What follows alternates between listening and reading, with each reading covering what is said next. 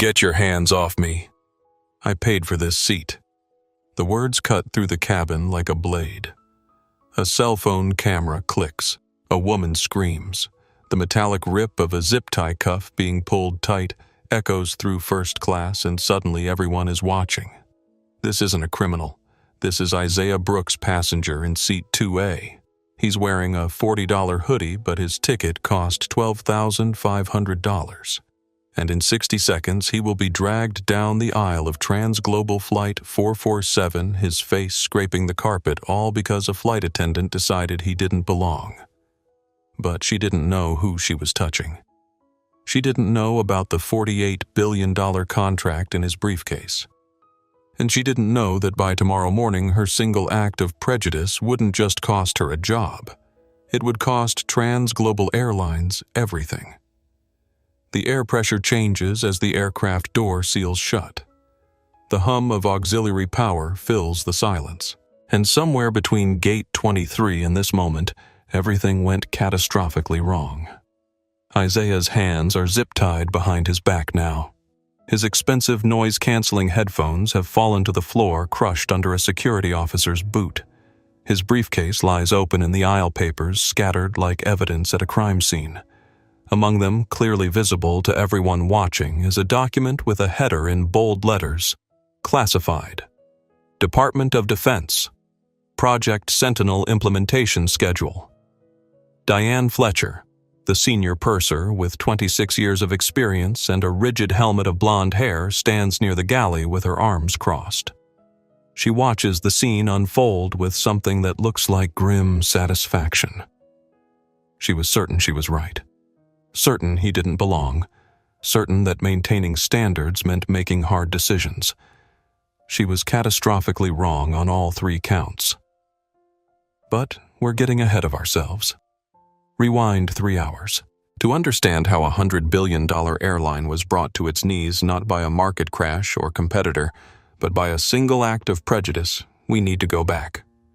Back to a flagship lounge at JFK Terminal 5, where a man sat in a leather chair, exhausted and unaware that his entire life was about to become a global news story. Back to the moment when Isaiah Brooks, one of the most powerful men in America, made the mistake of flying while black. JFK Terminal 5, Transglobal Flagship Lounge, 4:15 p.m.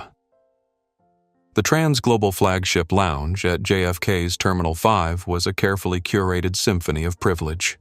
Crystal champagne flutes clinked softly against marble countertops. Laptop keyboards clicked with the hushed urgency of people who believed their emails could change the world. The air carried the scent of expensive perfume, slightly too strong, mingling with the aroma of complimentary aged scotch and artisan cheese plates. It was an environment meticulously designed to insulate its occupants from the mundane chaos of travel. A velvet rope sanctuary for the global 1%. And in this sanctuary, looking thoroughly out of place, sat Isaiah Brooks. He wasn't wearing a custom-tailored suit. He wasn't barking orders into a rose-gold iPhone. He was slouched in a plush leather armchair near the window, wearing faded, dark-washed jeans, a simple black hoodie with the hood down, and a pair of well-worn Adidas sneakers that had seen better days. His only concession to luxury was the Bose noise-canceling headphones over his ears, from which the faint, complex rhythms of a neo-jazz quartet could be heard if you listened closely enough. Isaiah was 39 years old with a face that was more thoughtful than classically handsome. High cheekbones, intelligent eyes, a jaw that suggested both strength and restraint. He had the kind of stillness that people often mistook for weakness. They were mistaking it now. The couple in the adjacent seats, a man in a shiny suit with too much cologne, and a woman whose face had been pulled tight by one too many cosmetic procedures, kept glancing at him. Their disapproval was a tangible thing transmitted through raised eyebrows and whispered comments just loud enough to be heard. "How did he get in here?" the woman muttered, not bothering to lower her voice much. Her husband shrugged. "Probably an employee pass. You know how they let the staff family members use these lounges now? Standards aren't what they used to be." Isaiah felt the stares but didn't acknowledge them. He'd learned long ago that responding to every microaggression was a waste of energy. Instead, he kept his eyes on his tablet, scrolling through encrypted documents that would make most people's heads spin. He was exhausted. Not just red-eye flight tired, but soul-deep tired. The kind of exhaustion that settles into your bones after 96 consecutive hours in a classified data center in Northern Virginia, surviving on coffee and 4-hour sleep intervals, finalizing the launch sequence for something that would change the course of modern warfare. Isaiah Brooks wasn't just a tech CEO. He was the founder, lead architect, and majority shareholder of Apex Quantum Systems, the most advanced artificial intelligence and quantum logistics company on Earth. And just 3 hours ago, in a secure conference room at the Pentagon that didn't officially exist, he had signed the single largest defense contract in modern history. $48 billion over 10 years. Project Sentinel. A quantum encrypted logistics network that would exclusively manage the entire global supply chain and cybersecurity framework for the United States Department of Defense. Every military operation, every supply shipment, every classified movement in 4 continents. All of it would run through systems Isaiah had built.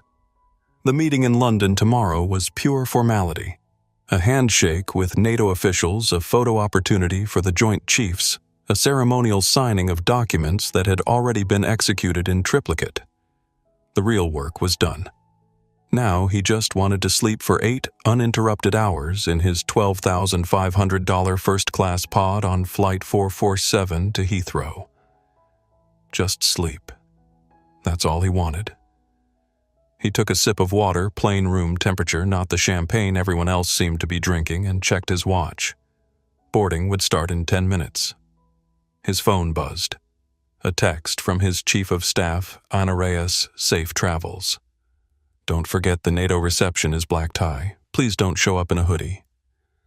Isaiah smiled slightly and typed back, no promises. Anna had been with him since the beginning. Since Apex was just 3 people in a garage in Austin. Since venture capitalists laughed them out of boardrooms since the day the Department of Defense took their first meeting and everything changed. She knew him well enough to know that his casual dress wasn't rebellion or ignorance. It was intentional. It was a test. If people couldn't see past his clothes to his credentials that told him everything he needed to know about them. A crisp, synthesized voice chimed through the lounge speakers.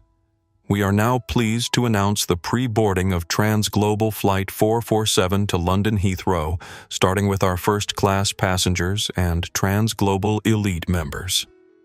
Isaiah stretched his shoulders, and grabbed his simple black backpack. No designer logo, no status signaling, just a functional bag that held everything he needed. Laptop chargers, a change of clothes. The classified briefcase that was currently handcuffed to his wrist. He shuffled into line with the other first-class passengers. A businessman in an expensive suit. A woman in designer athleisure that probably cost more than most people's monthly rent. An elderly couple holding hands, their platinum status tags dangling from matching luggage. The gate agent, a tired-looking woman in her 50s, scanned his digital boarding pass without really looking at him. Beep. Green light. Clear. Isaiah stepped onto the jet bridge, the accordion tunnel that connected the terminal to the aircraft. His footsteps echoed slightly against the ribbed walls. And then he was through the aircraft door, turning left into the exclusive front cabin, into the realm of lie-flat seats and hot towel service, and the illusion that flying at 35,000 feet could somehow be luxurious. He found his seat, 2A. A spacious pod with its own door, a minibar, and a screen the size of a small television. He tossed his backpack under the ottoman, unlocked the briefcase from his wrist, and set it carefully in the storage compartment and sat down with a long exhale.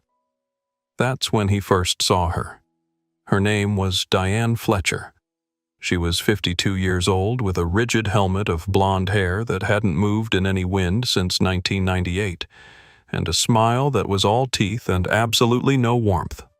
She was the senior purser on Flight 447, a 26-year veteran of Transglobal Airways, and she believed deeply fundamentally that first class was a privilege to be earned, not just bought. Diane was from an older school of aviation. She had started her career when flight attendants were still called stewardesses when they wore little pillbox hats and white gloves, when they served 7-course meals in coach and passengers dressed up to fly. When, in her carefully curated memory, flying meant something. She had worked what she thought of as the golden age of aviation, and she had watched with increasing bitterness as that golden age tarnished.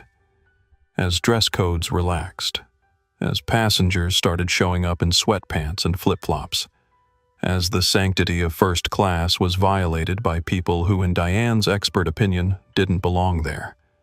She'd fought against it, written memos to management about maintaining standards, complained about passengers who looked like they'd just rolled out of bed, been written up twice for what the HR department called discriminatory seating practices, though Diane would never use that phrase.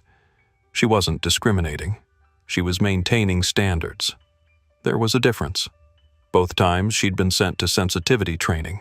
Both times she'd sat through PowerPoint presentations delivered by earnest young women with clipboards who used phrases like unconscious bias and respectability politics. Both times she'd smiled, nodded past the required quiz, and gone right back to her old ways. Because Diane Fletcher wasn't racist. She'd served black passengers before. Plenty of them. Professional athletes, entertainers, business executives in 3-piece suits. She had no problem with them.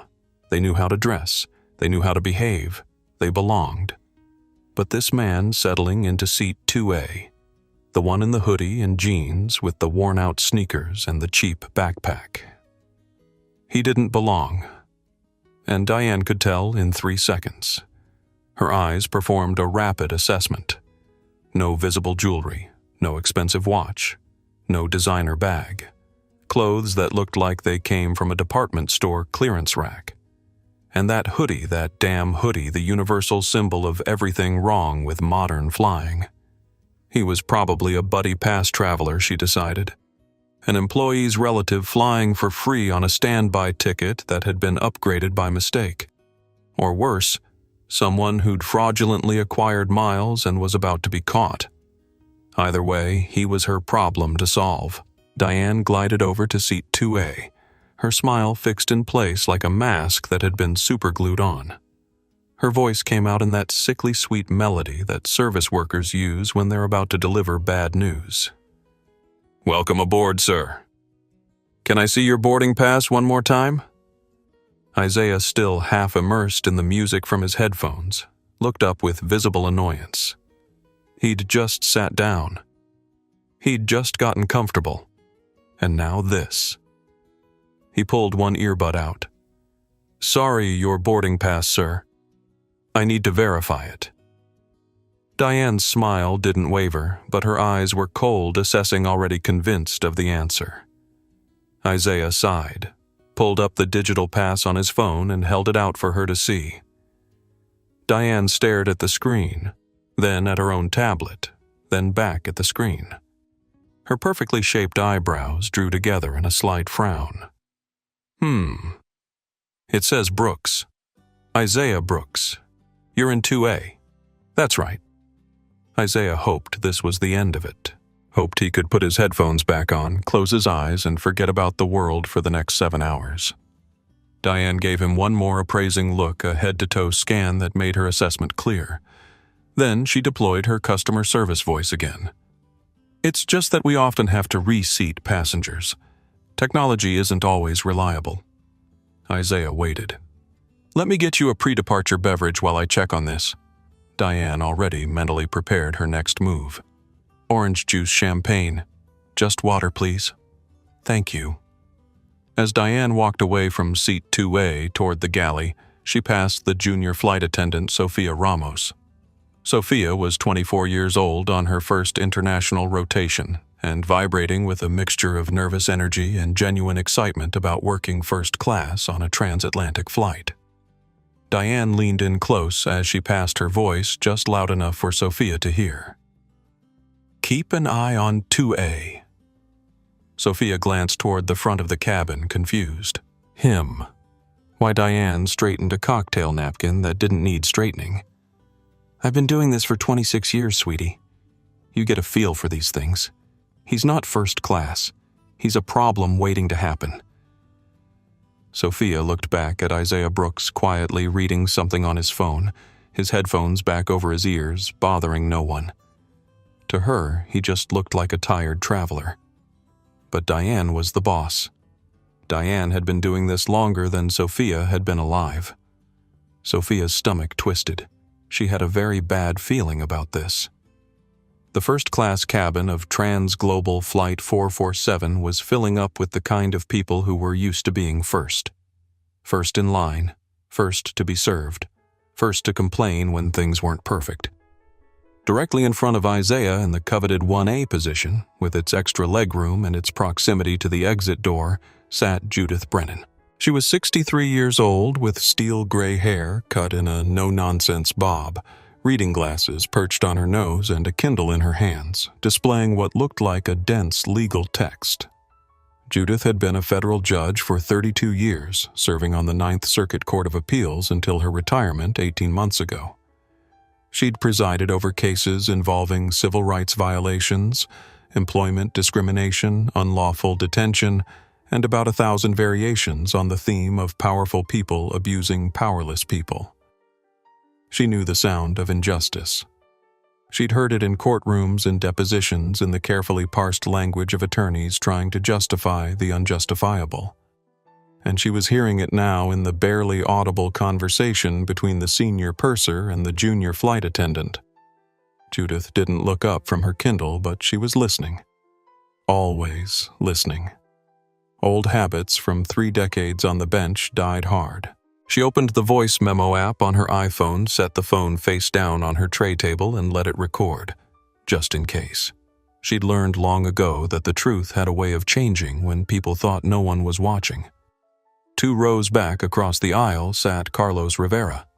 He was 46 years old, Colombian-American, wearing an expensive charcoal suit that had been custom-tailored in Bogota, and he was trying very hard to focus on his laptop. The screen showed a marketing presentation for the tech firm where he served as VP of Brand Strategy, but the words weren't registering. Because Carlos had seen this before. 22 years ago, he'd been the man in the seat. Different airline, different city, same situation. He'd been flying back to Bogota for his mother's birthday, dressed casually, because it was supposed to be a quick trip, and he'd been pulled off a flight by airline staff who were convinced his frequent flyer status was fraudulent. No reason. No explanation. Just a certainty that someone who looked like him couldn't possibly belong in business class.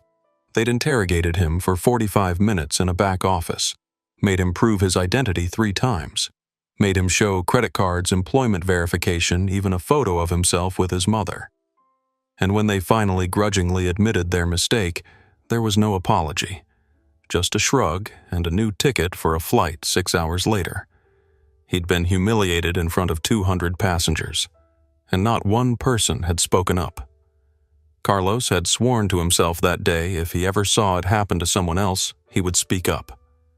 He wouldn't be silent. He wouldn't be complicit. But now, sitting here in his expensive suit with his platinum elite status and his 6-figure salary, Carlos felt his throat tighten. Because speaking up meant making a scene. It meant being that Latino guy causing problems.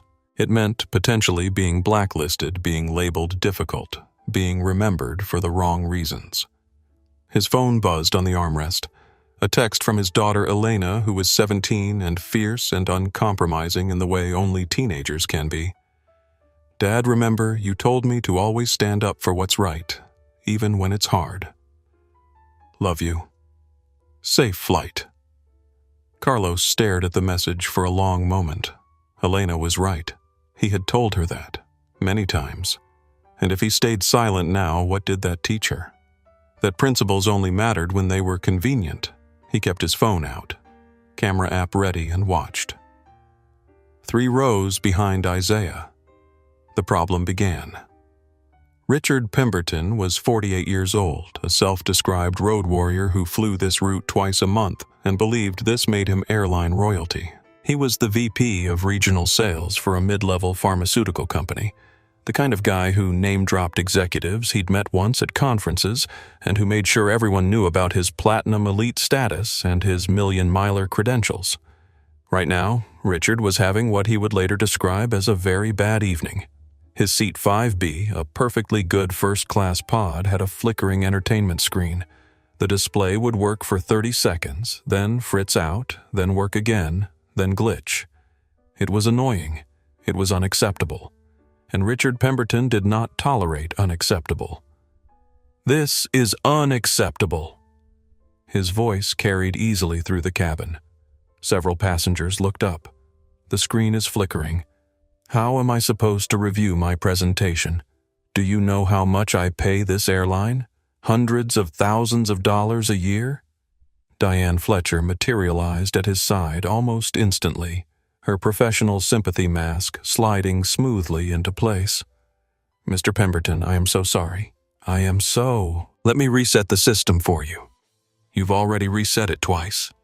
Richard's face was flushing red now, the color rising from his collar to his receding hairline. "It's broken. This is substandard. I want a new seat. Sir, as you can see, the cabin is completely full tonight." "Then make one."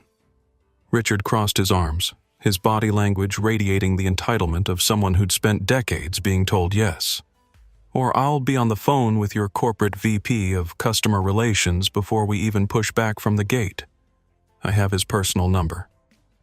Diane's mask of pleasantry tightened almost imperceptibly. She knew this threat. She understood it intimately. A complaint from a platinum elite million-miler like Richard Pemberton would mean hours of paperwork, a formal incident report, a mark on her otherwise spotless record, and possibly a letter of reprimand. This was a threat she took seriously. Her eyes scanned the cabin, moving quickly over the filled seats looking for a solution, looking for the path of least resistance, looking for someone who wouldn't have Richard Pemberton's connections, who wouldn't cause the same bureaucratic headache, who could be moved without consequence. Her gaze landed on seat 2A, on the man in the hoodie. The calculation was instant and instinctive. He didn't fit. He probably didn't have corporate connections. He probably wouldn't escalate. He was in Diane Fletcher's 26 years of experience, the perfect candidate for an involuntary seat change. Decision made. One row behind Richard Pemberton, apparently absorbed in a classified technical manual, sat Lieutenant Colonel James Bradford of the United States Air Force. He was 51 years old, with short-cropped gray hair and the ramrod posture of someone who'd spent 30 years in uniform. He was on his way to RAF Mildenhall for a classified briefing on joint NATO operations. The manual he was reading dealt with quantum encryption protocols for military supply chains. Dry stuff. Technical. The kind of reading that required focus, which is why he hadn't noticed the brewing conflict yet. But he would. Very soon. Diane Fletcher took a deep breath, straightened her uniform jacket, and marched purposefully toward the front of the cabin. Her heels clicked against the aircraft floor with the confidence of someone who'd made this walk thousands of times. Sophia Ramos, still standing near the galley, pretending to organize cocktail napkins, watched her go. Her heart was sinking. She knew what was coming. She'd seen that expression on Diane's face before during training. The look of someone who'd made a decision and wasn't going to be swayed. Diane stopped at seat 2A and tapped Isaiah's shoulder with two perfectly manicured fingers. Isaiah opened his eyes, visibly annoyed at being disturbed for the second time in 5 minutes. He removed his headphones with the slow, deliberate movement of someone exercising patience. "Yes, sir." Diane's voice was still sweet, still professional, but there was steel underneath now. "We have a small equipment issue with one of our seats. We're going to have to move you." Isaiah frowned. "Move me where we have a lovely seat for you in our Economy Plus cabin. It's a window seat, and I'll be happy to offer you complimentary cocktails throughout the flight and a $300 travel voucher for the inconvenience." Isaiah stared at her as if she'd just asked him to fly the plane himself. His expression didn't change, but something shifted in his eyes. Recognition, maybe, or resignation. The look of someone who'd seen this movie before and knew how it ended. No. Diane's plastic smile faltered for just a fraction of a second. I beg your pardon? No, thank you. I'm not moving. Isaiah's voice was quiet, but absolutely firm. I'm fine right here. The smile crystallized into something brittle and dangerous. Sir, I'm not asking. I'm telling you, and I'm telling you.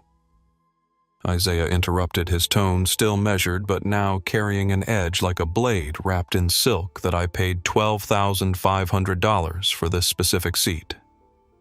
I have a confirmed reservation. I've committed no violation of any policy, and I'm not moving because another passenger is having a tantrum about his television screen. The question hung in the air like smoke after a gunshot. Diane's face flushed. That passenger is a Platinum Elite member, and I'm a paying customer who followed every rule. Isaiah held her gaze. Or do Elite members get to decide who belongs in first class based on what they're wearing? There was no good answer to that question. Diane knew it. Isaiah knew it. And several passengers who were now pretending not to listen but definitely listening knew it. From seat 1A, Judith Brennan lowered her reading glasses and looked up. Her voice cut through the tension with the precision of someone who'd spent 3 decades commanding courtrooms. Excuse me, not loud but authoritative. But I couldn't help overhearing. You're asking this gentleman to vacate his paid seat? Diane turned, her smile snapping back into place. Ma'am, this is a crew matter. I appreciate your concern, but... I appreciate, Judith interrupted smoothly, that you're about to make a very expensive mistake. I've seen enough unlawful ejections in my career to recognize the setup. This passenger has a valid boarding pass. He's been seated without incident. And now you want to move him to accommodate someone else's complaint about a mechanical issue. She reached into her bag, pulled out her iPhone, opened the voice memo app with deliberate slowness, and set the phone face up on her tray table. The red recording dot blinked steadily, unmistakably. I'm Judith Brennan, retired federal judge, 9th Circuit Court of Appeals. Please continue. I'm listening very carefully. Diane felt the first tremor of uncertainty. A recording. A federal judge. This was escalating in ways she hadn't anticipated, but she'd already committed. Backing down now would mean admitting she was wrong. Would mean losing face in front of the cabin. Would mean Richard Pemberton would still be complaining and she'd have accomplished nothing. So she doubled down.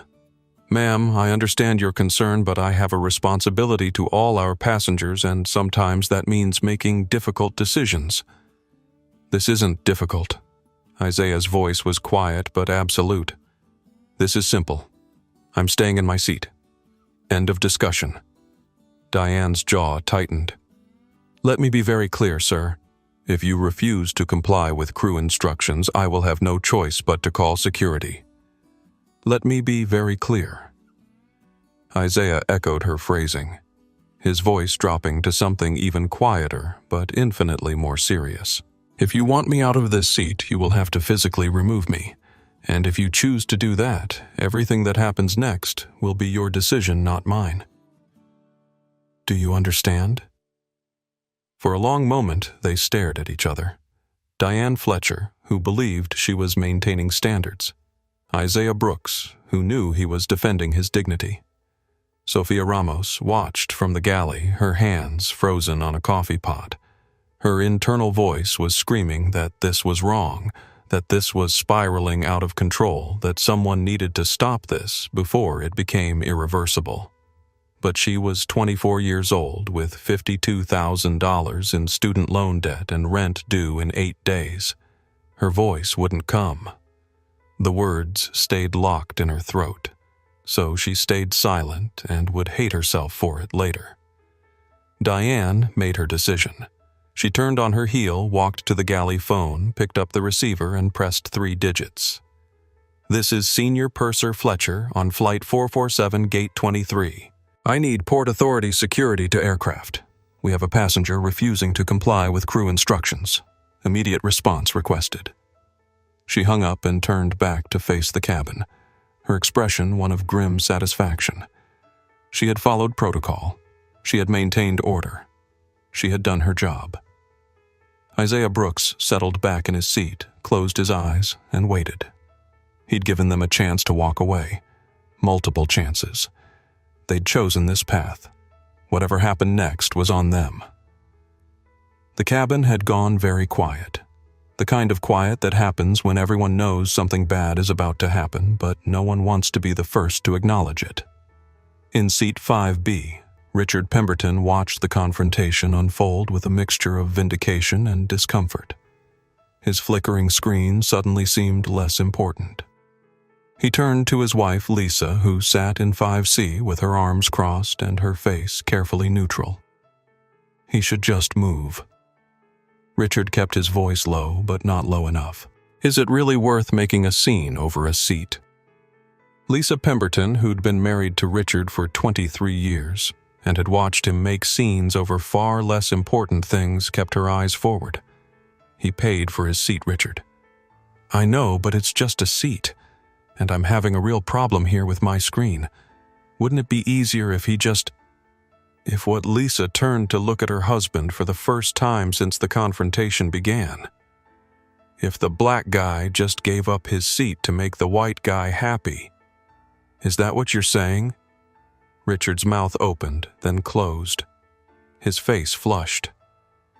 I didn't mean it like that. Yeah. Lisa turned back to face forward. You did. They didn't speak again. 2 rows ahead, Judith Brennan had heard every word. She made a mental note, added it to her growing list of witness testimonies. This wasn't just about Diane Fletcher and her prejudiced assumptions. This was about every passenger who thought the man in the hoodie should just comply, just give up, just make it easier for everyone else. The soft bigotry of low expectations. Judith had written dozens of judicial opinions about it. Now she was watching it play out in real time 35,000 feet before the plane had even left the ground. Across the aisle in seat 3C, Carlos Rivera felt his hands start to shake. His laptop screen had long since gone dark from inactivity. He couldn't focus on work. Couldn't focus on anything except the knot in his stomach and the memory of being in that man's position 2 decades ago. His phone screen still showed Elena's text, "Stand up for what's right, even when it's hard." Carlos glanced around the cabin. Other passengers were watching now, some with curiosity, some with discomfort, some with the carefully neutral expressions of people who'd perfected the art of not getting involved. He thought about his daughter, about the conversations they'd had about courage and principles, about the speech he'd given her when she'd witnessed bullying at school and wanted to know if she should report it. Always speak up, he'd told her. Silence is how injustice survives. Easy words when they cost nothing. Much harder now. Carlos made a decision. He opened his phone's camera app and positioned it carefully on his armrest, angled toward seat 2A. He wasn't recording yet. But he was ready. If this escalated, when this escalated, he would have evidence. In seat 6C, a white woman named Emma Hartford was already crying softly. She whispered to her husband, Michael, seated beside her in 6D. This is wrong. Someone needs to say something. Michael squeezed her hand but offered nothing else.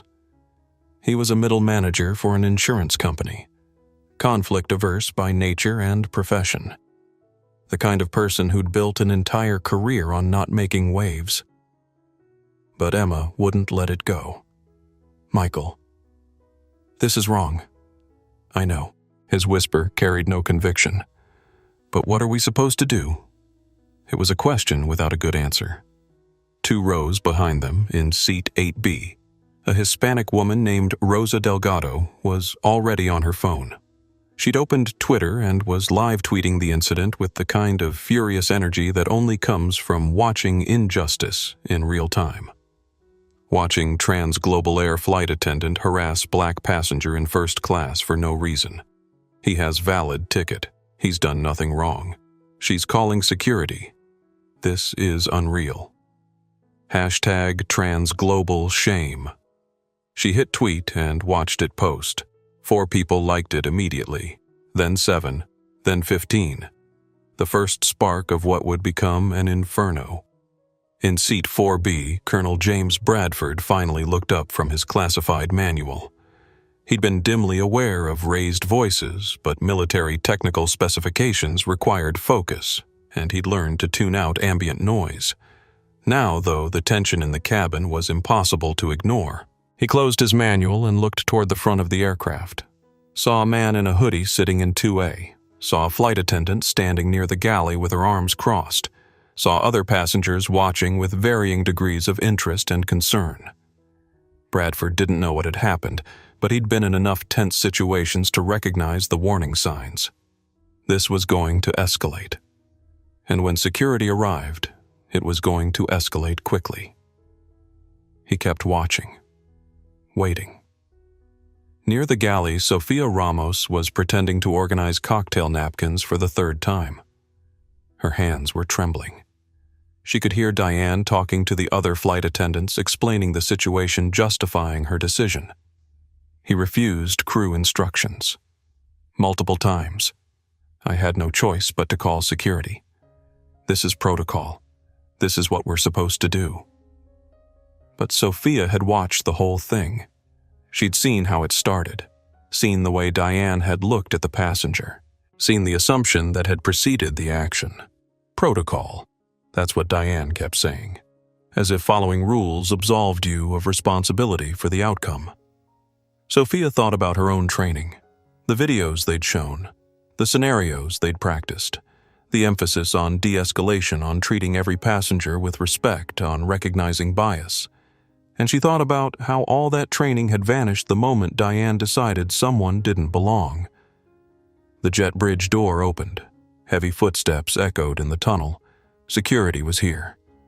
2 Port Authority police officers stepped onto the aircraft, and the temperature in the cabin seemed to drop 10 degrees. The first officer through the door was Derek Mason. He was 28 years old, white, with the kind of aggressive swagger that comes from 3 years of authority and not enough experience to temper it. His hand rested near his belt near his radio, and his cuffs, and his eyes swept the cabin with the practiced assessment of someone looking for trouble. Behind him came his partner, Luis Garcia. Luis was 49, Hispanic, with 22 years of experience in Port Authority security, and the weary expression of someone who'd seen this exact situation go wrong too many times before. He'd tried to talk Derek out of responding so aggressively on the walk over. Derek hadn't listened. Derek never listened. Diane Fletcher moved to intercept them near the galley, her voice low and urgent. "Thank you for coming. The passenger in 2A has refused multiple requests to move to another seat. He's been combative and disrespectful. I need him removed from the aircraft." Derek nodded, already forming his narrative. Difficult passenger. Refusing crew instructions. Clear-cut case. Luis, standing slightly behind his partner, frowned. Something about this felt off. The passenger in question, he could see him now, sitting in 2A, didn't look combative. Didn't look aggressive. Just looked tired. But Derek was already moving forward, his boots heavy on the aircraft floor. "Sir?" Derek's voice was loud, authoritative, designed to command attention and compliance. "I need you to step out of the seat." Isaiah opened his eyes slowly. He'd heard them coming. Had known this moment was inevitable from the second Diane picked up that phone. He looked up at Derek Mason and saw exactly what he expected to see, a young officer with something to prove and a situation he'd already judged. Officer. Isaiah kept his hands visible on the armrests, his body language deliberately non-threatening. "I've done nothing wrong. I have a valid boarding pass. I'm seated in my assigned seat. I've committed no violation. Flight crew has asked you to move." Derek's jaw was tight. That's a lawful order. Failure to comply is a federal offense. The flight crew asked me to voluntarily give up my paid seat. Isaiah's voice remained measured. I declined. That's my right. Luis Garcia stepped forward, his hand touching his partner's elbow. Hey, Derek, let's just call the gate supervisor. We can sort this out without... Derek shrugged off the touch, annoyed. Sir, I'm not going to ask again. Stand up. Now. From seat 1A, Judith Brennan's voice cut through the tension like a scalpel. Officers. I'm Judith Brennan, retired federal judge from the Ninth Circuit. I've been recording this entire interaction.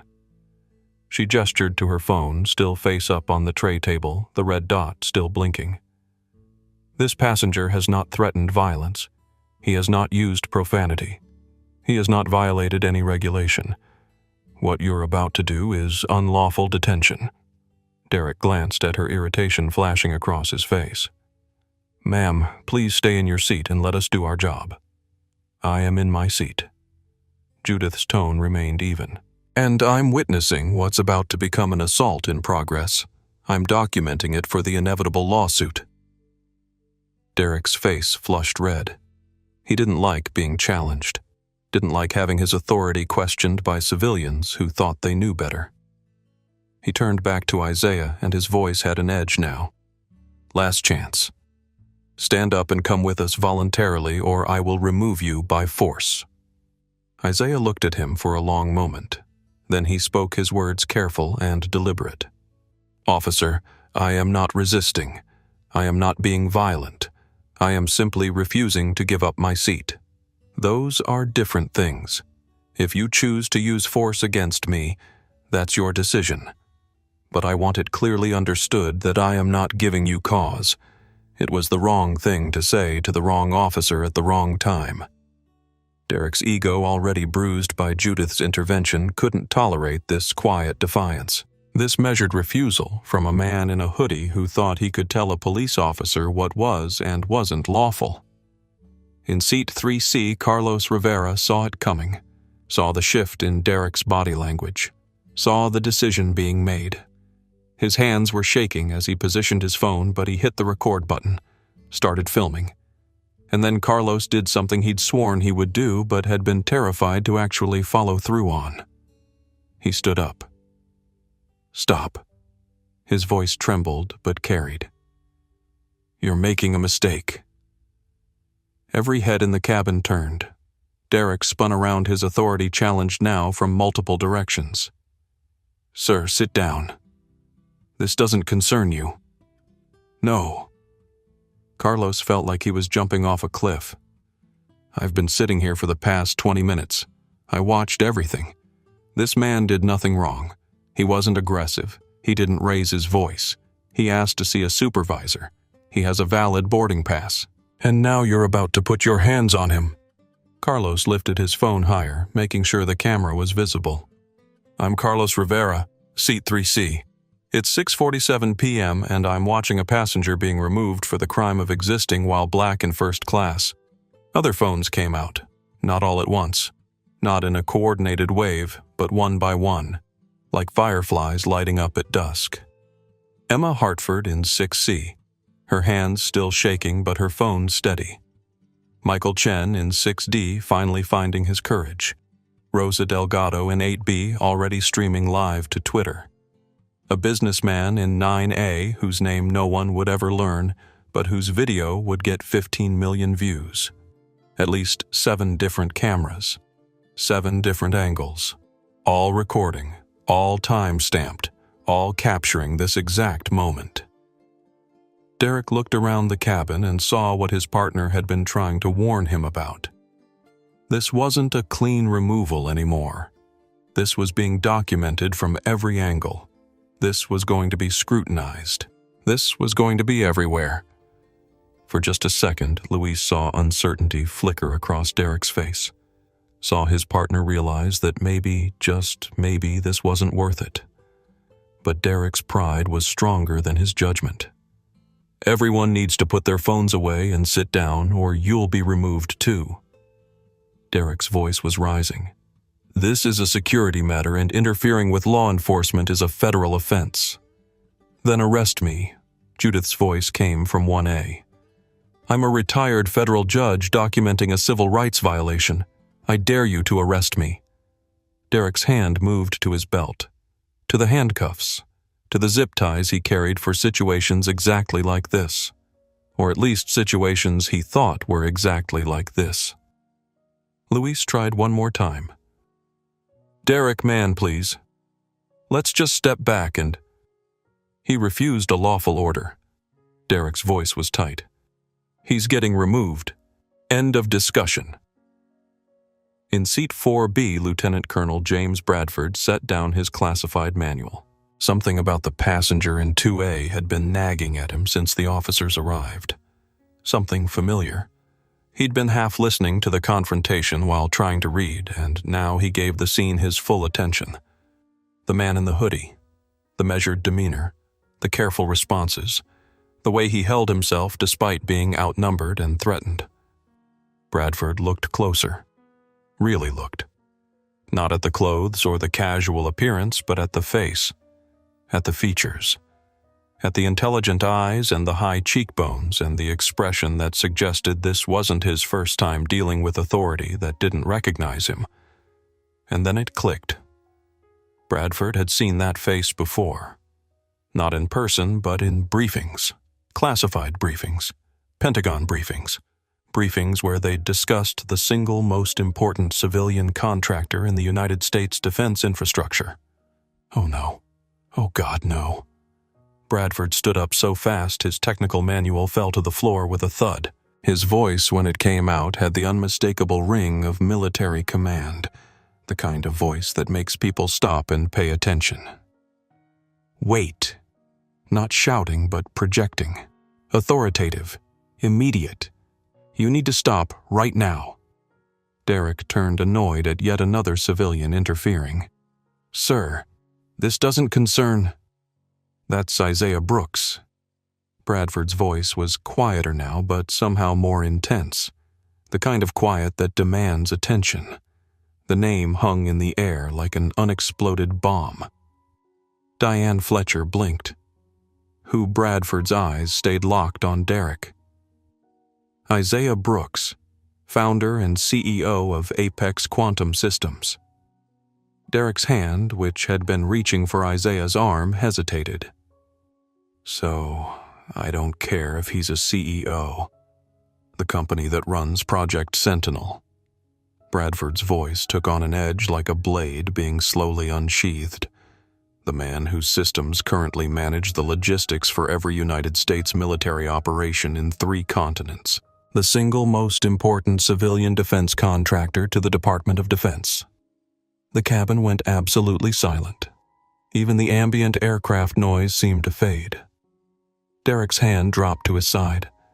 Bradford took a step closer, his posture military straight, his eyes hard. "You're telling me you're about to zip tie and drag off the man who 72 hours ago signed a $48 billion contract with the Pentagon to run our entire military logistics network?" Diane's face had gone white. Actually white. The color draining from her cheeks like someone had pulled a plug. I didn't know. I didn't." "You didn't know." Bradford's voice was ice. "Or you didn't care. Because I'm trying to understand how your senior purser looks at a man with a valid boarding pass sitting quietly in his assigned seat and decides he doesn't belong based on his clothes."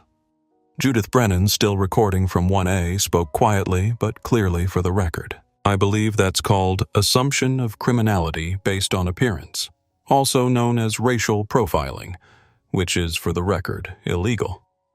Richard Pemberton in 5B had shrunk so far back into his seat he was practically part of the upholstery. His flickering screen was completely forgotten now. His complaint had started this chain reaction, and he suddenly wanted to disappear. Luis Garcia let out a long breath. This was what he'd been afraid of. This was why he'd tried to get Derek to slow down. Because you never knew who you were dealing with.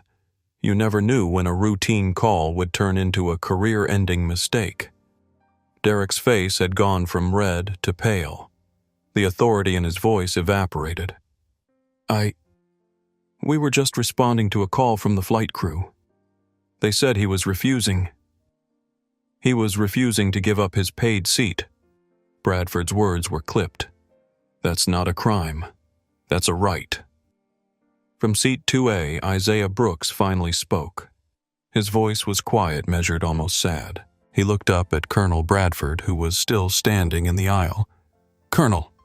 Isaiah's tone was respectful but firm. "I appreciate the intervention, but I don't need my title to deserve basic human dignity. No one does." The words landed like a physical blow. Several passengers visibly flinched. Isaiah continued, his eyes moving to Derek, to Diane, to the other passengers who were watching. "I shouldn't have to be the CEO of a defense contractor to be treated with respect. I shouldn't have to have a $48 billion contract for my boarding pass to be considered valid. And the fact that my job title is the only thing making you reconsider your actions tells me everything I need to know about what you really see when you look at me." The silence that followed was deafening. Bradford, to his credit, looked ashamed. "You're right." He sat back down. "You're absolutely right. But they need to know who they're about to destroy their entire company over." Diane Fletcher felt the ground crumbling beneath her feet. 26 years of service, perfect record, commendations, promotions, all of it disintegrating in real time. Because she'd looked at a man in a hoodie and decided he didn't belong. She'd made a lot of decisions in her career, thousands of them. But this was the first one she knew with absolute certainty she could never take back. Sophia Ramos, watching from the galley, felt tears burning behind her eyes. She'd known this was wrong from the start, had felt it in her gut. But she'd stayed silent because Diane was the senior purser, because she was new, because she was scared. And now it was too late to matter. Derek Mason, standing in the aisle with his hand still near his belt, felt something cold settle in his stomach. He'd been a Port Authority officer for 3 years. He'd done this job 100 times. Removed difficult passengers, enforced crew instructions, done what he was told. But this was different. This felt different. The multiple cameras, the federal judge, the military officer. And now the revelation that the difficult passenger was someone the Pentagon considered indispensable. Luis Garcia put a hand on his partner's shoulder. "Derek, we need to call this in.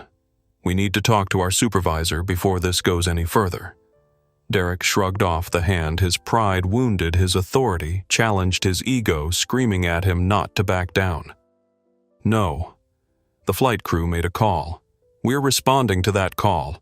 It doesn't matter who he is or what he does. He refused crew instructions. That's a federal offense under 49 U.S.C. Section 46504. He was quoting regulations now, hiding behind procedure, the last refuge of someone who knew they were wrong but couldn't admit it. Isaiah looked at him with something that might have been pity. "Officer Mason." He'd caught the name from the uniform badge. "This is your last chance to walk away. I'm giving you an out. Take it." Derek's jaw clenched. Derek's jaw. "Yeah?" Or what Isaiah's response was. Quiet. Almost sad. "Or you'll spend the rest of your life wishing you had." For just a moment the cabin held its breath. A crossroads. A moment where everything could still change direction. Where common sense could still prevail. Where someone could admit they were wrong before the damage became permanent. But Officer Derek Mason was 28 years old with 3 years of authority and an ego that had been challenged in front of 50 witnesses. He'd already committed, already chosen his path, already decided that backing down would be weakness. His hand closed on Isaiah's shoulder, and 7 cameras captured the exact moment when everything went irreversibly, catastrophically wrong. The moment Derek Mason's hand clamped onto his shoulder, Isaiah Brooks felt something cold and familiar settle deep in his chest. Not fear, he'd been afraid before, and this wasn't that. Not even anger, though anger was there, simmering beneath the surface. This was resignation. Recognition. The weary acknowledgement of a pattern he'd seen too many times. He'd spent his entire adult life building systems to prevent exactly this kind of stupidity. Algorithms that could predict supply chain disruptions months in advance. Artificial intelligence that could flag security threats before they materialized. Logic structures so sophisticated they could coordinate military operations across continents without a single point of failure. But here in this pressurized tube that hadn't even left the ground, no amount of technological genius could save him from a man who'd looked at his hoodie and decided he was a threat. Officer. Isaiah kept his voice level despite the pressure on his shoulder. I'm asking you one last time. Please remove your hand. Derek's response was to tighten his grip. Isaiah had taken taekwondo lessons when he was 16, had earned his black belt by 17. His father had insisted on it. In this world, James Brooks had told his son, black men don't get the benefit of the doubt. You need to know how to defend yourself. Isaiah's muscle memory kicked in. Pressure points throws moves that could have Derek on the ground in 3 seconds, but defending himself would become the story. CEO assaults officer. So Isaiah made a different choice. A choice he'd learned not from martial arts, but from a civil disobedience workshop in college. A choice made by protesters and activists who'd understood that sometimes the most powerful resistance was no resistance at all. He went completely limp, let his body become dead weight, let gravity do its work, gave Derek Mason nothing to fight against, and therefore nothing to justify fighting. From the galley, Sophia could see everything. Could see Isaiah go limp as Derek grabbed him. Could see the momentary surprise on the officer's face when Isaiah refused to fight back. Could see Diane standing near the forward exit with her arms crossed, watching like this vindicated everything she'd decided. Sophia's hands were frozen on the coffee pot she'd been holding for several minutes now. Her knuckles were white. The pot was shaking. Her hand moved toward Diane's shoulder. Stopped. Started again. Stopped. Just say something. Tell them to stop. Tell them this is wrong. But her voice wouldn't come. The words stuck behind her teeth like broken glass. She'd practiced this in training, speaking up, reporting problems, being an advocate. But training didn't include the weight of Diane's stare, didn't include the fear of being blacklisted, didn't include $52,000 of debt and $800 left in her bank account. So her hand dropped, and she watched.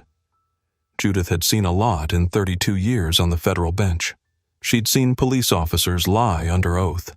She'd seen prosecutors suppress exculpatory evidence. She'd seen defense attorneys sabotage their own clients out of laziness or incompetence or simply not caring.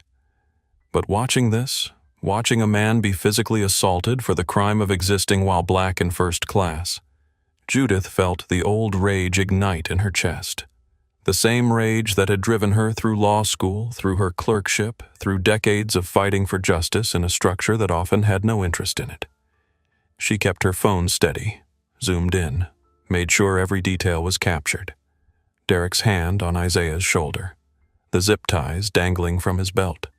Diane Fletcher standing in the background with that expression of grim satisfaction. This is Judith Brennan, retired Ninth Circuit judge. Her voice was prosecutorial. I am witnessing an assault in progress. The passenger has not threatened violence. He has not used profanity. He has not violated any regulation. He has simply refused to vacate his paid seat. What is happening right now is unlawful detention and assault. The time is 6:48 p.m. Location is Transglobal Flight 447, Gate 23, JFK Terminal 5. Carlos's hands were shaking so hard he could barely keep his phone steady. He'd promised himself he would speak up, had stood up, had started recording, had called out what was happening.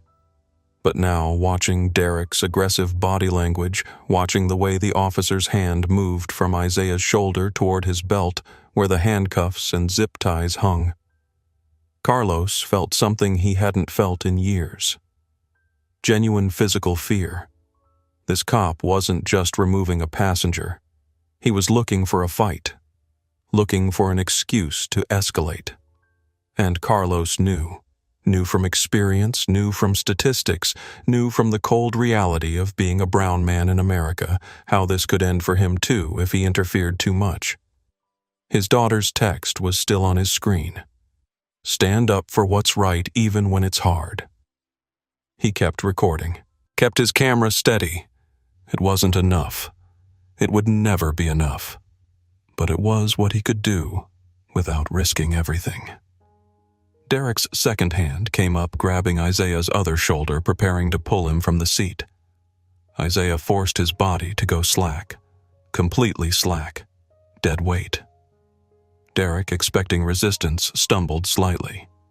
And then, in a move that would be dissected in training videos for years to come, he shouted, "Stop resisting!" Even though Isaiah wasn't resisting at all. Even though multiple cameras clearly showed Isaiah's hands down his body limp, offering no physical resistance whatsoever. Luis Garcia stepped forward, his voice urgent. "Derek, wait!" But Derek was beyond listening, beyond reason. He'd been challenged, embarrassed, questioned by civilians and military officers and federal judges. His authority had been undermined. His ego was shredded. And now this man in a hoodie who thought he was too good to follow orders, was going to comply even if Derek had to drag him off this plane himself. The zip tie package ripped open with that distinctive plastic sound. "Rapey." Multiple passengers gasped. Someone whispered, "Oh my God." Emma Hartford started crying. Derek pulled, not gently, not carefully, with the kind of excessive force that spoke to rage rather than duty, to pride rather than procedure. Isaiah's body hit the first-class carpet with a dull thump that resonated through the cabin. His $40 hoodie, the same hoodie that had triggered this entire catastrophe, scraped against the rough airplane carpeting. The briefcase that had been in the storage compartment tumbled out, fell open, papers scattered across the aisle like evidence at a crime scene. And among those papers, clearly visible to everyone watching, to everyone filming, was a document with a header in bold letters, classified. Department of Defense.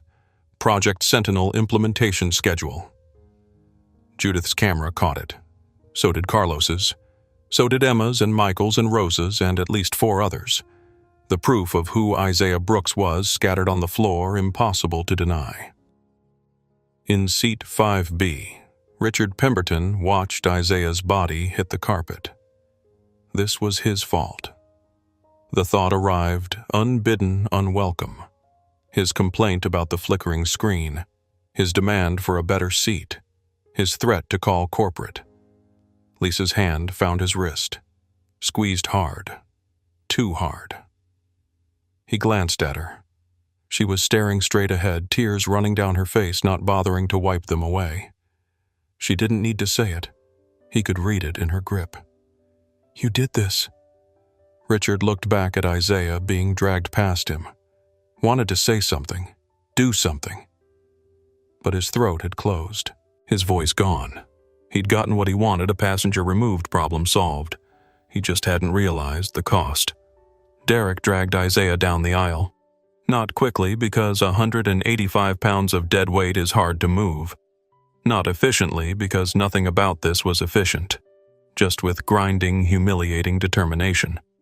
Isaiah kept his hands visible, kept his body limp, kept his eyes open and alert, memorizing every detail, every face, every moment.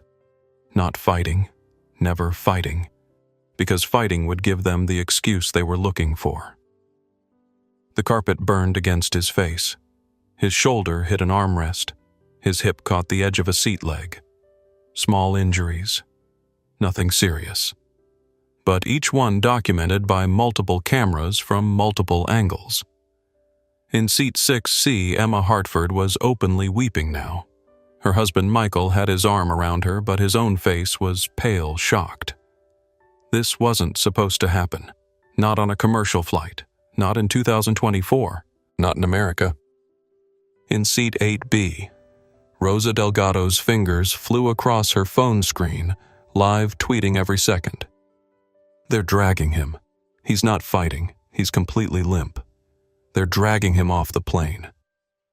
This is unreal. Hashtag transglobal shame. Hashtag Isaiah Brooks.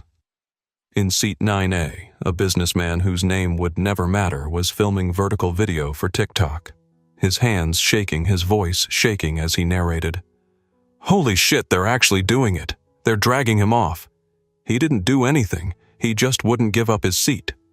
In seat 4A, another passenger muttered, "This is insane. This is actually insane." Captain Veronica Walsh heard the commotion through the flight deck door, heard the raised voices, the gasps, the distinctive sound of someone being dragged across carpet. She'd been a commercial pilot for 19 years. She knew what those sounds meant. She picked up the interphone and called ground control. "This is Captain Walsh, Flight 447. We have a situation in the cabin. I'm requesting security footage from aircraft internal cameras for the past 15 minutes. Official request for the record." The ground controller acknowledged. The cameras were already recording. The footage would be time-stamped, officially documented, undeniable. Captain Walsh made that call knowing it might save her career later. Made it because she'd learned long ago that when things went wrong, having an official record was the difference between being held accountable and being made a scapegoat. By the time Derek dragged Isaiah to the galley, the point of no return had been crossed. 11 separate cameras had recorded the incident from different angles. 11 separate videos, all time-stamped, all showing the same undeniable truth. A man being violently removed from his paid seat by a police officer who'd confused ego with authority. The age of accountability had arrived on Flight 447, and no one was ready for it. Diane Fletcher stood near the forward exit watching. The first cold tendrils of genuine fear were creeping into her chest now. This had escalated far beyond what she'd anticipated. She'd thought it would be simple, quiet.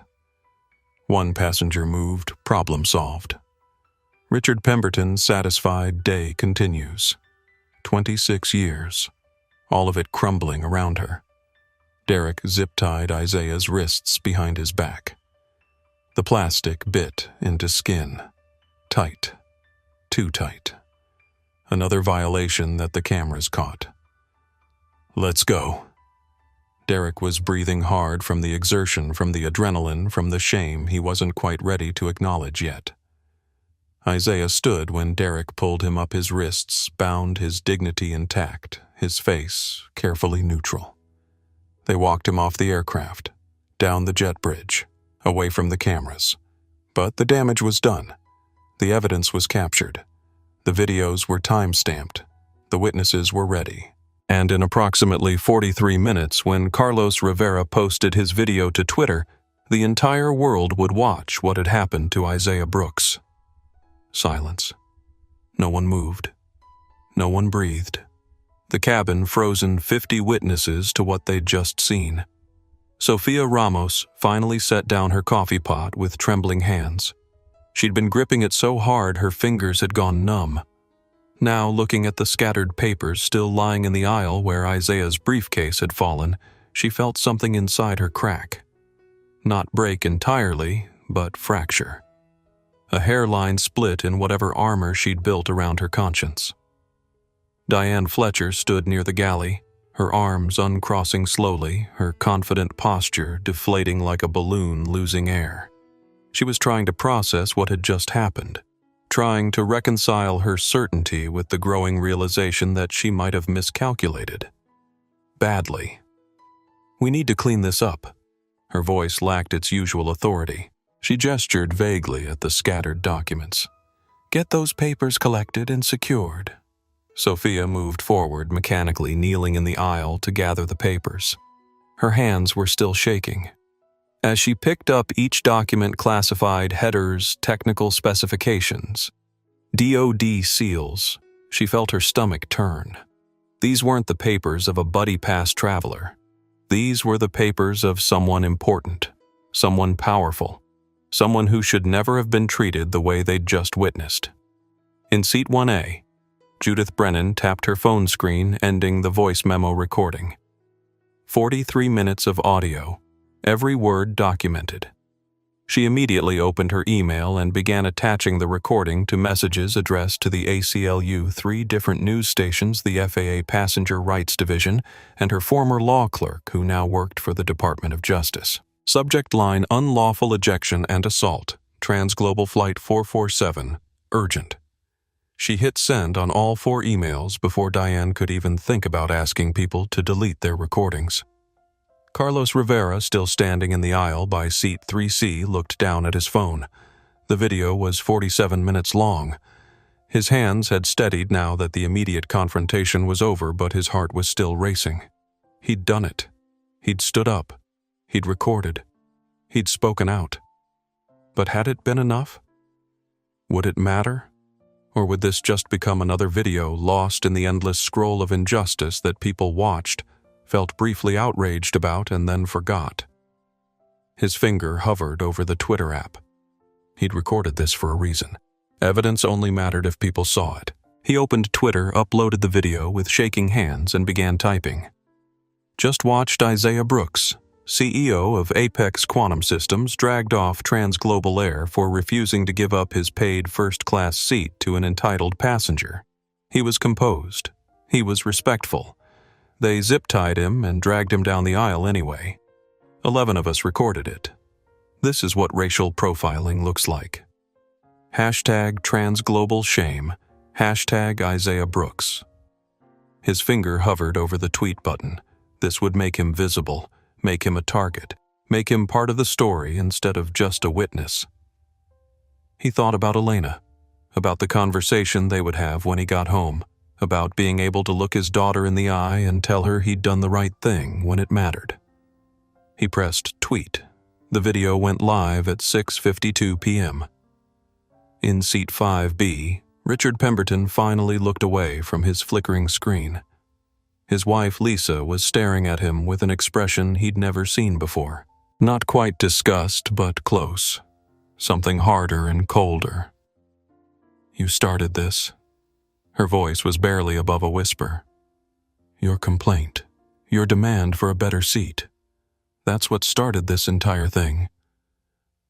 "I didn't know," Richard started. "You didn't care," Lisa interrupted. "You wanted your seat, and you didn't care what happened to anyone else to get it. And now, a man was dragged off this plane because you couldn't handle a flickering screen." Richard opened his mouth to defend himself, to explain that it wasn't like that he hadn't meant for any of this to happen. But the words died in his throat because Lisa was right. He had started this. His entitled tantrum had been the first domino. Several rows back, Emma and Michael Chen were having a similar conversation in whispered tones. "We should have said something earlier." Emma wiped her eyes. "Before it got to that point." "What could we have done?" Michael asked, but his voice carried no conviction. "Something. Anything." Emma looked around the cabin at the other passengers, most of whom were now on their phones typing or calling or texting. All these people recorded it. But how many of us spoke up before it turned violent? The answer they both knew was very few. Near the cockpit, Captain Walsh's voice came over the intercom. Professional, measured, carefully neutral. "Ladies and gentlemen, this is Captain Walsh. Due to a security incident, we're going to have a brief delay while we sort things out. We appreciate your patience and apologize for the inconvenience. Flight attendants, please prepare the cabin for an extended ground delay." A brief delay. As if what they'd just witnessed could be summed up as an inconvenience. Several passengers stood up. A man in 7A walked to the front, speaking directly to Diane. "I want off this flight. I'm not flying an airline that treats passengers like criminals." A woman in business class called out, "I'm recording a formal complaint. That was assault. We all saw it." Another passenger, "I'm calling corporate. This is unacceptable." The cabin was buzzing now, the shocked silence breaking into a cacophony of anger and disbelief, and people pulling out phones to make calls, to tweet, to post on Facebook and Instagram and TikTok. The story was escaping, spreading, multiplying, and there was nothing Diane or Captain Walsh or Transglobal Airlines could do to contain it. On the jet bridge, Isaiah stood with his wrists still zip-tied behind his back. Luis Garcia had finally cut them off, looking sick as he did so. "Man, I'm sorry." Luis's voice was quiet. "Derek shouldn't have." I tried to stop him. Isaiah looked at him, his expression unreadable. "Your partner just made the worst decision of his career, and you let him." Luis had no response, because Isaiah was right. A Port Authority supervisor arrived looking harried and angry. "What happened here?" Derek started to explain, using the voice he'd been trained to use when writing incident reports. Clinical. Detached. Subject refused crew instructions to vacate seat. Subject became argumentative and confrontational. Subject failed to comply with lawful orders from Port Authority officers. Subject was removed using minimum necessary force. "There are 11 videos," Isaiah interrupted quietly. 11 different cameras, all showing that I never raised my voice, never threatened anyone, and never resisted. Your officer grabbed me, dragged me, and zip-tied me while I was completely cooperative. Minimum necessary force is an interesting phrase for assaulting someone who's sitting still. The supervisor's face went pale. Videos. 11 of them. Time-stamped. From multiple angles, including one from a retired federal judge who documented the entire incident and has already sent it to the Justice Department. Isaiah's voice remained level, but there was steel underneath now. "You should probably start calling your lawyers." Carlos Rivera's tweet posted at 6:52 p.m. Eastern Time. By 7 Aru p.m., 8,400 retweets. By 7:30 p.m., 127,000 retweets, trending nationally. By 8 Sarur p.m., 380,000 retweets, #1 worldwide. The exponential curve had kicked in. The videos started appearing from multiple sources. Not just Carlos's carefully filmed recording, but shaky vertical video from TikTok, professional-looking footage from business travelers who knew how to use their phone cameras, even a few Instagram story compilations that cut together different angles. Rosa Delgado's live tweet thread went viral on its own, with each tweet showing higher engagement than the last. Her followers jumped from 800 to 75,000 in under 2 hours. News outlets started DMing her for interviews. Emma Hartford's Facebook post, "Just witnessed the most disturbing thing I've ever seen on an airplane," got shared 19,000 times, mostly by suburban mothers horrified by the footage. The businessman in 9A, whose name no one would learn, posted his TikTok video with the caption, "POV, you witness a hate crime at 35,000 feet. We haven't even taken off yet." It got 2 million views in the first hour. But it was Judith Brennan's video, 43 minutes of audio recorded from Seat 1A, complete with her judicial credentials stated clearly at the beginning, that became the definitive account. She'd sent it to news outlets and they'd jumped on it immediately. By 7:30 p.m., every major outlet had picked it up. CNN Black Tech CEO dragged off flight. NBC defense contractor forcibly removed. Fox Pentagon reviewing contractor relationships. 3 networks. 3 angles. 1 undeniable truth captured in 11 videos. The Pentagon. That was the angle that made this more than just another viral video. This wasn't just about airlines and discrimination. This was about a man who managed supply chains for the United States military being treated like a criminal by the very infrastructure he helped protect. At 7:31 p.m., the Department of Defense issued a terse statement through their press office. "We are aware of the incident involving Isaiah Brooks, CEO of Apex Quantum Systems. We take allegations of discrimination against our contractors extremely seriously. We are reviewing our transportation partnerships with Transglobal Airlines." That 17-word statement was a grenade. Reviewing our transportation partnerships was Pentagon speak for, "You're in serious trouble." Transglobal Airlines' stock, which closed regular trading at $134 per share, began dropping in after-hours trading. 129, 123, 118. By 8 p.m. #transglobal. Shame had 2.1 million tweets. Isaiah Brooks had 890,000. Boycott Transglobal was trending with corporate accounts announcing they were suspending their travel contracts. A major tech company tweeted, "Effective immediately, we're suspending our $4.2 million annual travel contract with Transglobal Air until a full investigation is completed and corrective action taken." A Fortune 500 pharmaceutical company followed. "We do not partner with companies that discriminate.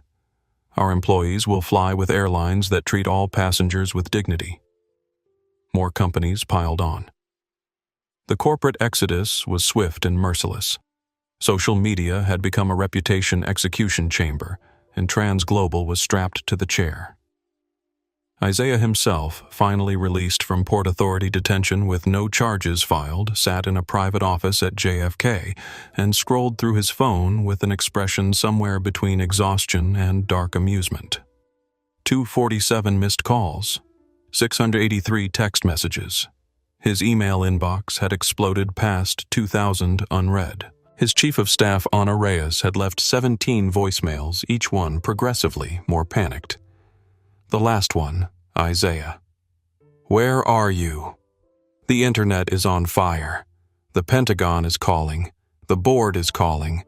Everyone is calling. Please, call me back." He texted her, "I'm fine, no charges. Call you in 10 minutes. Then he texted his father, who'd taught him to build things they couldn't ignore, Dad. "Remember when you said I needed to be twice as good to get half as far? I think I might have overachieved." His father texted back immediately. "Just saw the news. Are you hurt? Do you need anything? Just tired. But I'm okay." "Good. Now go make them pay for it." Isaiah smiled slightly and set down his phone. He was tired. Bone tired. Soul tired. The kind of tired that comes from being treated like a criminal for the sin of existing while black. But he wasn't broken. And he wasn't done.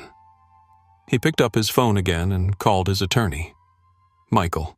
He spoke as soon as the lawyer answered on the first ring. "We need to talk about filing suit against Transglobal, against the Port Authority, against everyone involved. Not for the money, for the principle, and for the precedent. Already drafting the complaint." His attorney's voice was sharp-focused. "We'll have it filed by Monday morning. But Isaiah, you should know this is going to be everywhere. Every detail of your life is about to be scrutinized. Let them scrutinize." Isaiah's voice was firm. "I've got nothing to hide. They're the ones who should be worried." He hung up and checked Twitter one more time. The number was still climbing. 3.4 million tweets with #TransGlobalShame. The video with the most views, Carlos Rivera's original recording, now had 18 million views and counting. 18 million people watching him get dragged down an airplane aisle. 18 million witnesses to discrimination in action. Isaiah had wanted to sleep. Had wanted 8 quiet hours in a first-class pod. Instead, he'd become a symbol, a hashtag, a viral moment. But if he had to be a symbol, he'd make sure it meant something. He'd make sure the people who did this paid a price that would echo through the entire industry. He'd make sure no one else ever had to go through what he'd just experienced. Tomorrow, Transglobal Airlines would start losing billions. Today, they'd lost something more important, their reputation. And Isaiah Brooks was just getting started. Transglobal Airlines headquarters, Manhattan, 6:47 a.m. The emergency board meeting had been called for 7 a.m., but Ronald Patterson, CEO of Transglobal Airlines, had been in his office since 5. He hadn't slept. Couldn't sleep. had spent the entire night watching his life's work disintegrate in real time on social media. Now he stood at his office window looking out at the Manhattan skyline as the sun rose over the East River and watched the opening bell approach with the dread of a condemned man watching the clock tick toward execution. The conference room was filling with board members, all of them looking exhausted, angry, and scared. The general counsel was already there, laptop open, surrounded by legal documents and printouts of social media posts. The chief financial officer kept checking his phone and wincing at whatever he was seeing. Patterson walked in at 6:58 a.m. No greeting, no pleasantries, just straight to business. "How bad is it?" he asked, though he already knew the answer. The CFO pulled up the stock ticker on the main screen. Transglobal Airlines ticker symbol TGA had closed yesterday at $134 per share. After hours trading had dropped it to $118. They watched in real time as the opening bell rang at 9:30 a.m. $120, $105, $91, $78, $64. Free fall. Hemorrhaging value faster than anyone had seen outside of bankruptcy. Traders dumping. Institutional investors fleeing. Retail panic selling. By 10:00 a.m., $51 per share. $52 billion in market cap gone. "Tell me about the contract cancellations." Patterson's voice was hollow. The CFO flipped to another screen. The list was long and growing longer in real time as he watched. So far, we've lost 47 corporate travel contracts. The big ones: NetCorp, MediPharm International, Quantum Dynamics, Lexus Financial Group. Combined annual value of approximately $4.2 billion. Personnel. 3 pilots have requested immediate transfers to other airlines. 15 flight attendants have submitted resignations. Our pilot union is demanding a review of crew training procedures. Our flight attendant union is complicated.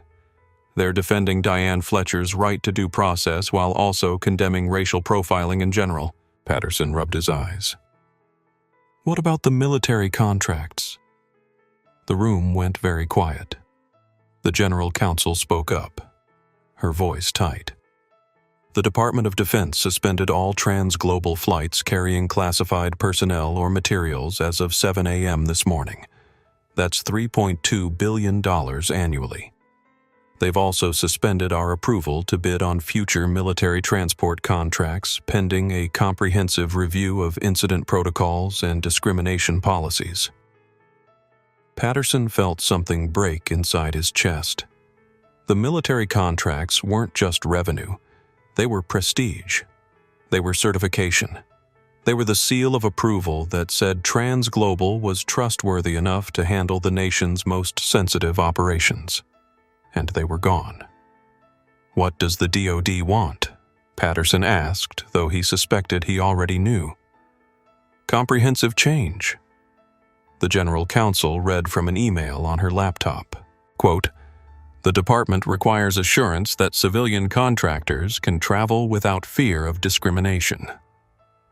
The incident involving Isaiah Brooks raises serious concerns about Transglobal's ability to provide safe, dignified transport for all passengers. We require documented evidence of policy reform before we will reconsider our partnership. A board member, Elena Vasquez, spoke up for the first time. She was a corporate governance specialist, Hispanic, one of the few voices of diversity in Transglobal's predominantly white leadership. "Have we reached out to Mr. Brooks Patterson?" Shook his head. His attorney sent a letter at 2 a.m. Brooks is filing suit against the airline, against Diane Fletcher personally, and against the Port Authority. But the letter specifies that he's not asking for monetary damages.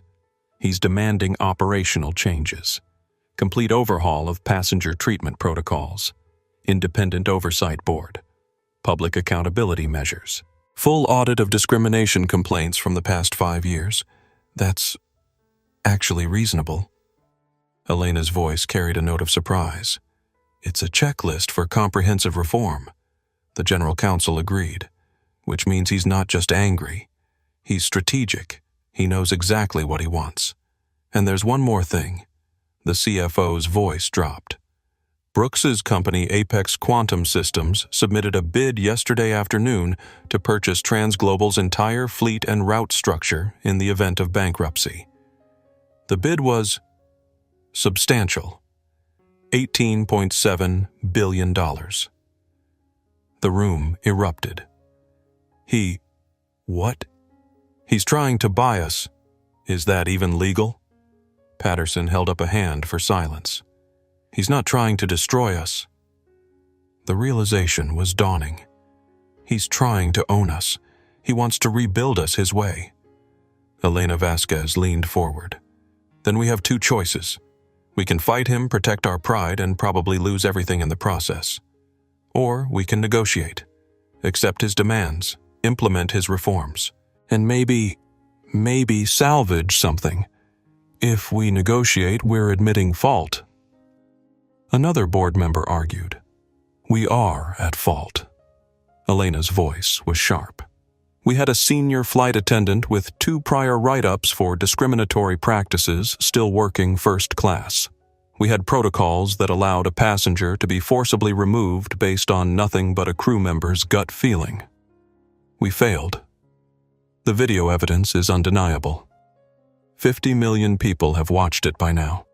We can deny responsibility, or we can take ownership and change. Patterson looked around the room at his board members. Some looked angry. Some looked resigned. All looked exhausted. What happened to Fletcher? He asked. Terminated at 11 p.m. last night. The general counsel's voice was flat. For cause, which means no severance. She's also been named personally in Brooks's lawsuit. The junior flight attendant, Sophia Ramos. She gave a statement to the FBI at midnight. Full cooperation. Her testimony corroborates the videos. She admitted that Fletcher instructed her to watch Brooks before any incident occurred suggesting premeditation. The general counsel paused. She was fired 2 weeks ago for an unrelated violation, but it's pretty clear TransGlobal was retaliating for her testimony. Get her back. Patterson's voice was immediate. Rehire her with back pay and a public apology. We need people who tell the truth, not people who stay silent. The CFO pulled up another screen. Social media sentiment analysis shows we're at negative 92%. That's worse than United during the overbooking scandal. We're a national pariah. Patterson stood up and walked back to the window. $52 billion. Gone. The work of 40 years building an airline from a regional carrier to a global powerhouse. All of it evaporating because one person made one bad decision and everyone else let it happen. Draft a statement. He turned to face the board. Full accountability. We failed, Mr. Brooks. We failed our passengers. We're implementing immediate reforms. Independent oversight board. Bias training that actually works, not checkbox compliance. Zero tolerance for discrimination. Complete transparency on complaint resolution. He paused. And reach out to Brooks's attorney. Tell them we want to negotiate. We'll implement his demands. All of them. Because the alternative is bankruptcy. And if we go bankrupt, he'll buy us anyway and implement them himself. At least this way we maintain some control. The general counsel nodded and started typing. Patterson looked at the stock ticker one more time. $51 per share. $52 billion lost. All because Diane Fletcher had looked at Isaiah Brooks and decided in 3 seconds that he didn't belong. The most expensive 3 seconds in aviation history. Diane Fletcher's apartment in Brooklyn had become a prison. She'd woken up at 6 a.m. to find her phone exploding with notifications. Text messages from numbers she didn't recognize. Emails flooding in faster than she could delete them. Facebook messages demanding she be fired, arrested, sued into oblivion. Her Facebook account was the first to go. She tried to log in, planning to delete it, but the platform had already suspended her account for violating community standards. The hate messages had triggered automatic moderation. Her Instagram was next. Deactivated within an hour. Not by her choice, but by the platform's response to mass reporting. LinkedIn lasted until 9 a.m. when her profile was suddenly marked unavailable. Recruiters and former colleagues had left dozens of messages before it disappeared. "Diane, what were you thinking? Do not list me as a reference. I can't believe you did this." She sat on her couch still in pajamas and turned on the TV. Her face was on every channel. Not just her name, her face. Screenshots from her Facebook profile before it was deleted. Photos from her Instagram. A corporate headshot from Trans Global's website. CNN was playing a segment with a legal analyst, Diane Fletcher, the flight attendant at the center of this controversy, had been written up twice previously for discriminatory seating practices. Which raises the question, why was she still working first class after multiple complaints MSNBC had dug up her training records? A legal expert was explaining she'd been through sensitivity training 3 times. 3 times, and she passed all the tests. Which suggests either the training was ineffective or Fletcher was deliberately ignoring it. Neither option looks good for Trans Global. Her sister called at 10:30. Diane Mom's nursing home called. They're getting phone calls. People threatening to protest. "You need to do something." "I don't know what to do." Diane's voice sounded strange to her own ears. Hollow. Defeated. "You need a lawyer. You need a PR person. You need help." Diane had already talked to a lawyer. At 7 a.m., still half asleep, she'd called her union representative who'd connected her with Trans Global's legal counsel. The conversation had been brief and devastating. "Ms. Fletcher, the airline terminated you last night for cause, which means you're not entitled to legal representation from us. Your union can provide counsel, but I should inform you that you've been named personally in a civil suit filed by Isaiah Brooks. The charges include assault, false imprisonment, and civil rights violations. You'll need your own attorney." She'd hung up and called the union lawyer who'd been marginally more helpful but no more optimistic. "Diane, I'll be honest with you. There are 11 videos, federal judge testimony, military officer corroboration. The evidence is overwhelming. We can fight the termination for due process reasons, but the civil suit? You're going to lose. The question is how much it will cost you. How much everything. Your savings. Your retirement. Your apartment if it comes to that. Isaiah Brooks has an unlimited legal budget and the moral high ground. We can negotiate a settlement, but it won't be cheap." Now, sitting alone in her apartment at noon watching CNN dissect her entire career, Diane tried to understand where it had gone wrong. She'd been maintaining standards. She'd been doing her job. She'd been protecting the integrity of first class from people who didn't belong there. Hadn't she? The man on TV, Isaiah Brooks, though she'd never asked his name, had never cared to know it didn't look threatening in the footage. Looked tired, quiet, composed. But he'd been wearing a hoodie, jeans, worn sneakers. He'd looked wrong. Except he hadn't been wrong. He'd been a CEO, a defense contractor, someone managing military operations across continents, and she'd treated him like a criminal. The realization was like falling through ice, cold and shocking and impossible to stop. She'd been wrong. Catastrophically, career-endingly, life-destroyingly wrong. And the worst part? The absolutely worst part was that even now, even after everything, some part of her mind was still whispering, but he looked so out of place. That voice was the problem. That voice was bias. That voice was everything the sensitivity trainers had tried to warn her about. And she'd ignored them because she'd been so certain that 26 years of experience had taught her to recognize who belonged and who didn't. Experience had taught her nothing except how to dress up prejudice as professionalism. Diane's phone rang again. Unknown number. She didn't answer. It went to voicemail. She listened. "Ms. Fletcher, this is Sarah Kim from the New York Times. I'm writing a story about the incident and I'd like to get your perspective. Please call me back at..." Delete. Another call, another voicemail. "Diane Fletcher, you racist piece of..." Delete. Another. I hope you lose everything. Delete. She turned off her phone, sat in silence, and understood that her life as she'd known it was over. 26 years of service erased in one night. Her reputation destroyed, her finances about to be devastated by legal fees and settlements, all because she'd looked at a man and decided in 3 seconds that he didn't belong. The most expensive judgment call of her life. Richard Pemberton's hotel room in London had become a different kind of prison. He'd landed at Heathrow 6 hours after Isaiah had been removed from the flight. The cabin had been tense, silent. No one spoke. Everyone was on their phones, watching the videos, reading the coverage, tweeting their own accounts of what they'd witnessed. Richard had spent the flight pretending to work, but really just staring at his laptop screen, not seeing anything. When he landed, he turned on his phone and watched his life implode.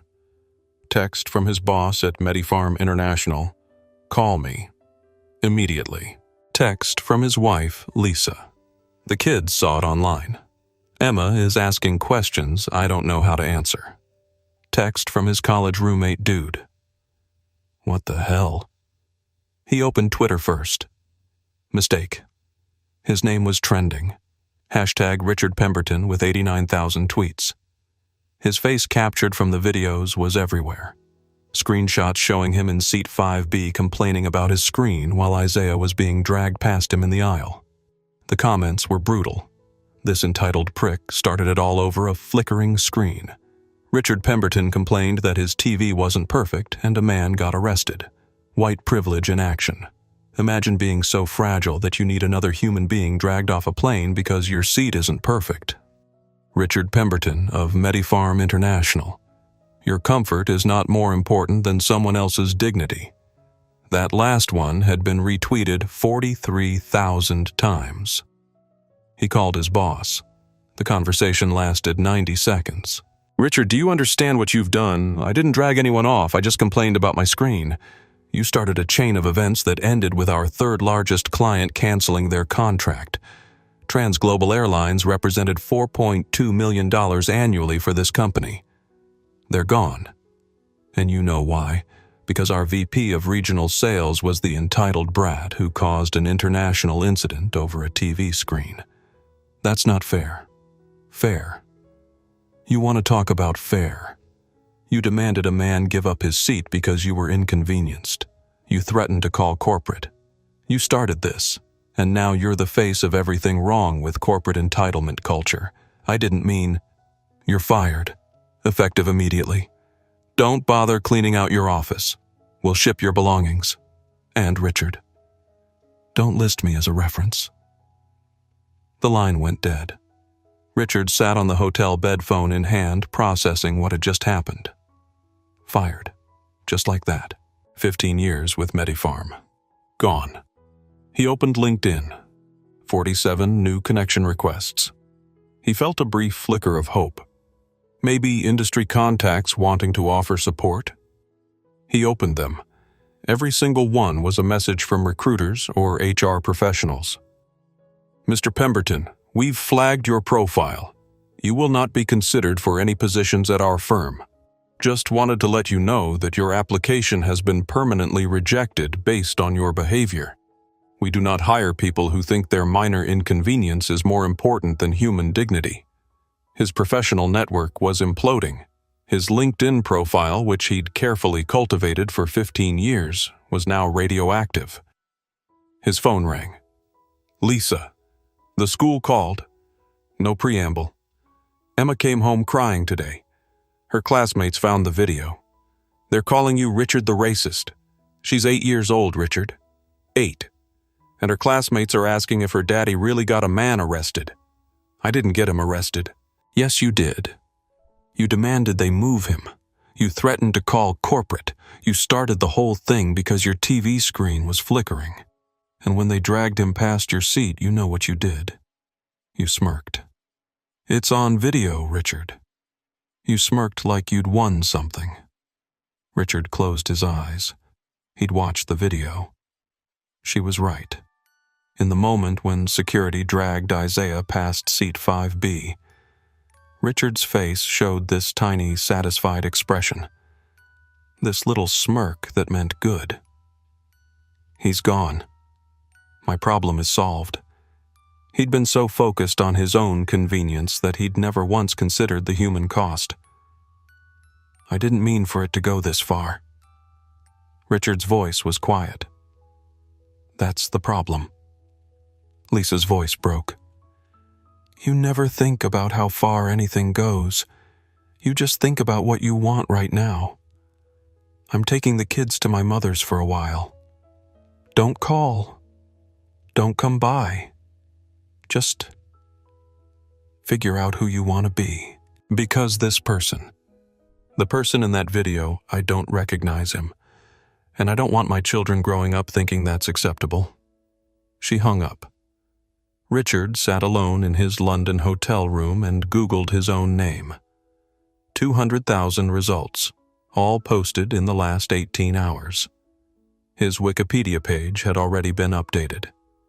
Richard Pemberton, born 1976, is an American businessman who became known in 2024 for his role in the Transglobal Airlines discrimination incident. There were memes, so many memes.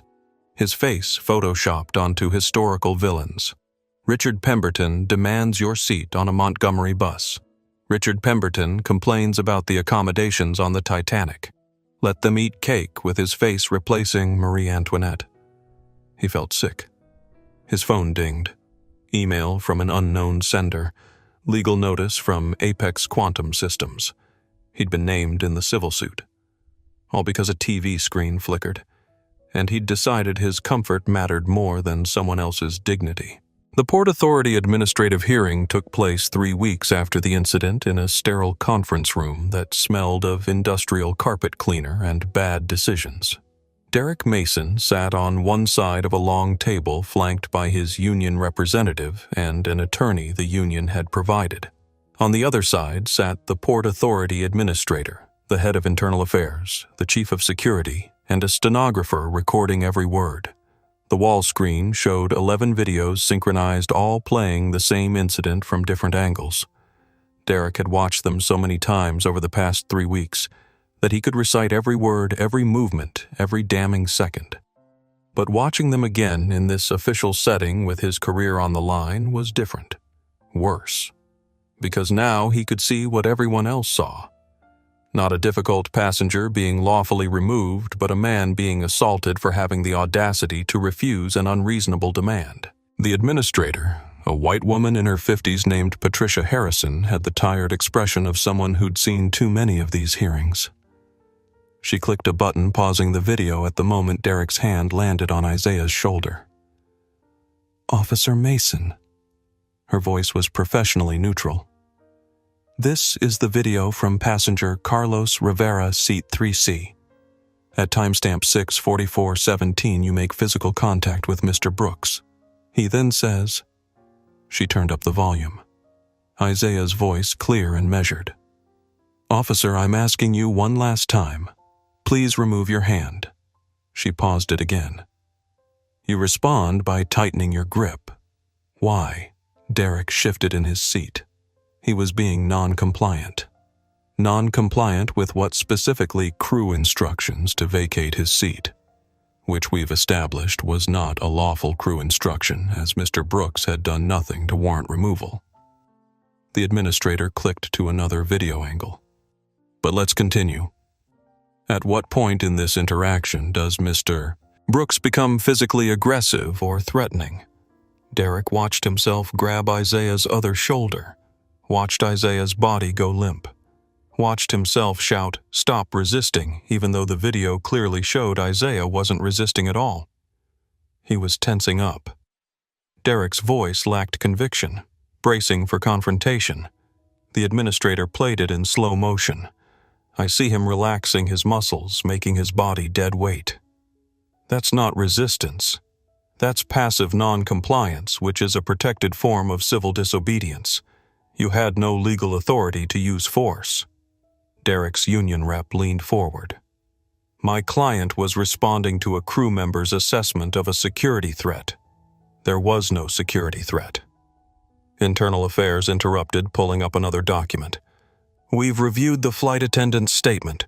Diane Fletcher's only justification for asking Mr. Brooks to move was that she needed a seat for another passenger. There was no safety concern, no policy violation, no reasonable basis for removal. The administrator clicked to the audio file from Judith Brennan's recording. Luis Garcia's voice came through clear and damning. He's not worth the paperwork, Derek. Let's just get him on the jet bridge. Derek's voice. He resisted.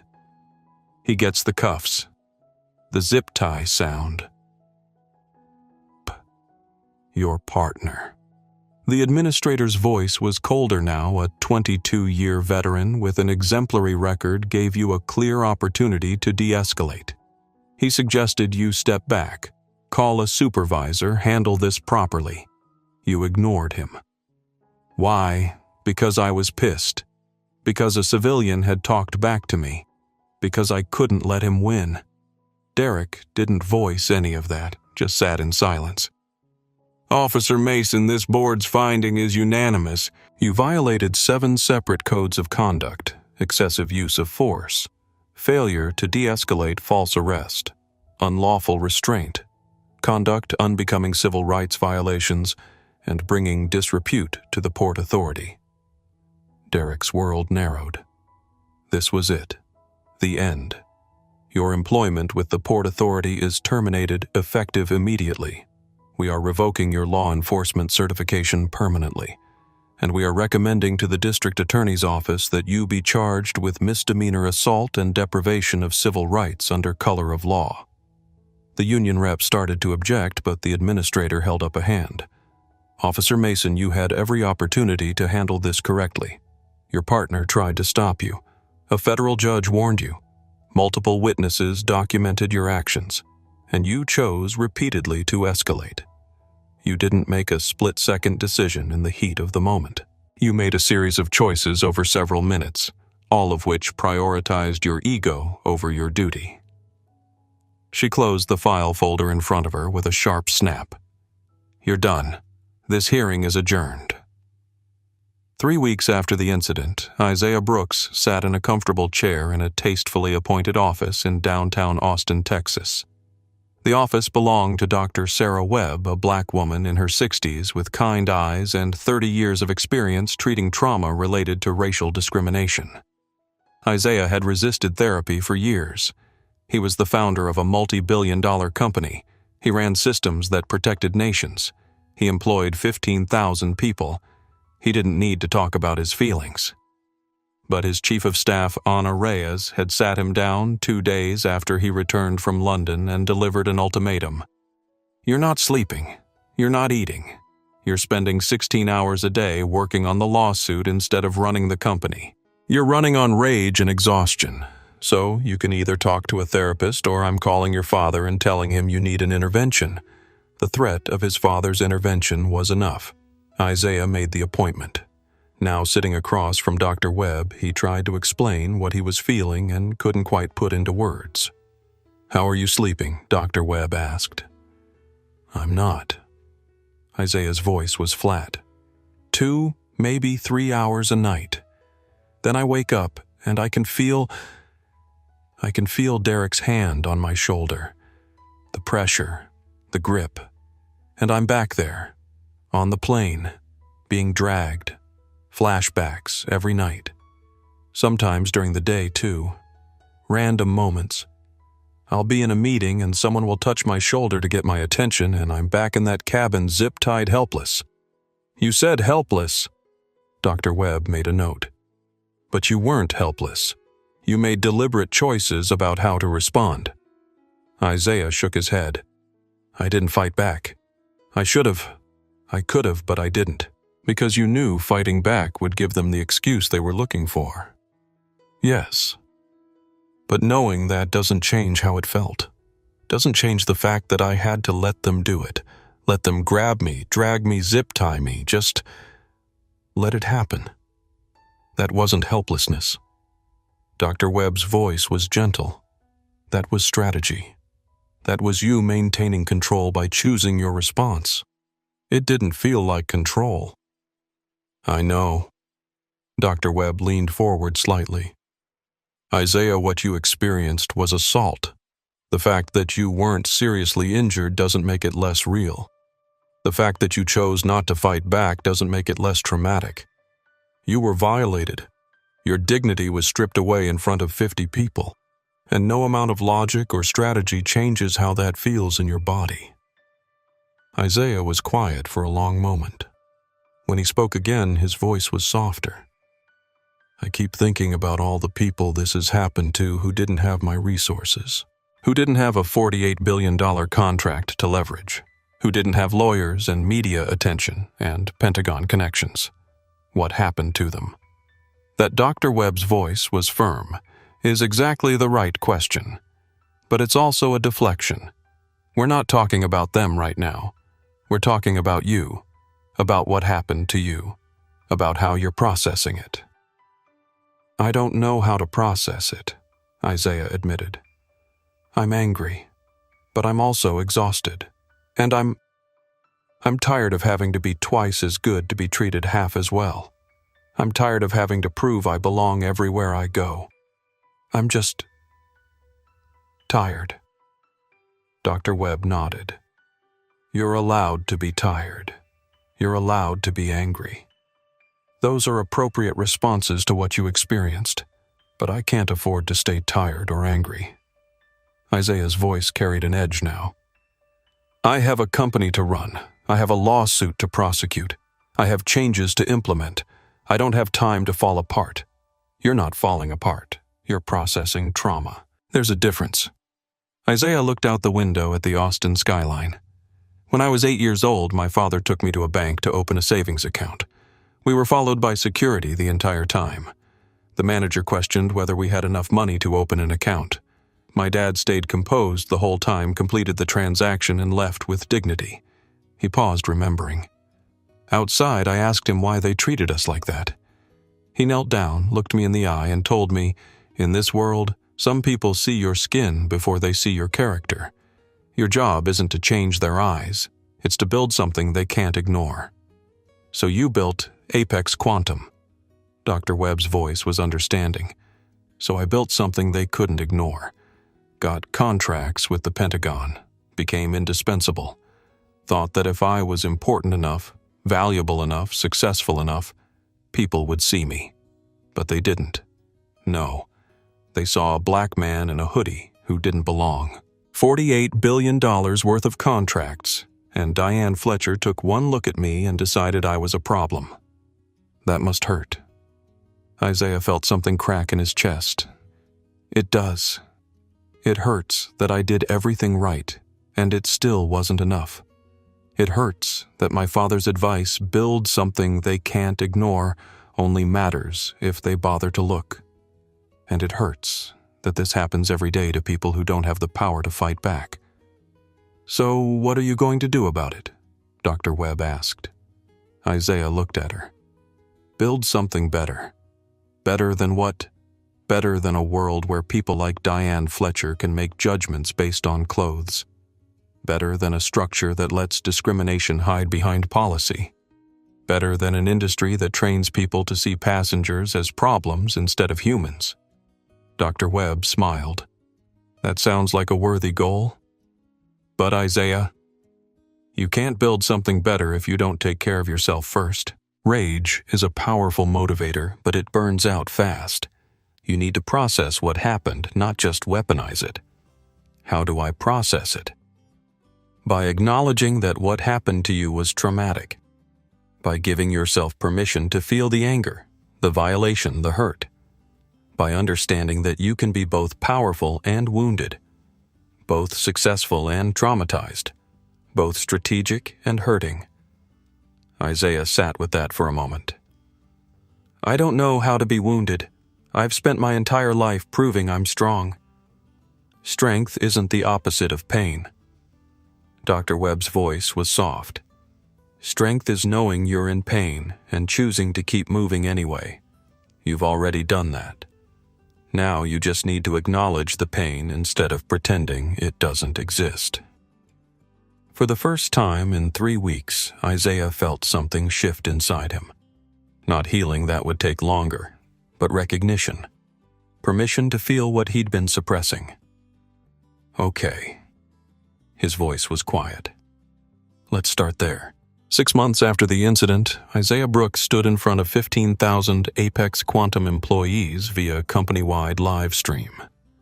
The Austin headquarters auditorium was packed with additional staff joining from offices in Seattle, Boston, London, Singapore, and 14 other cities around the world.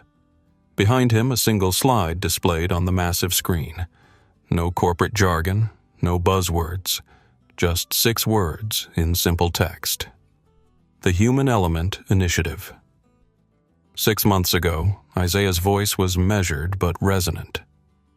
Something happened to me that's happened to millions of people.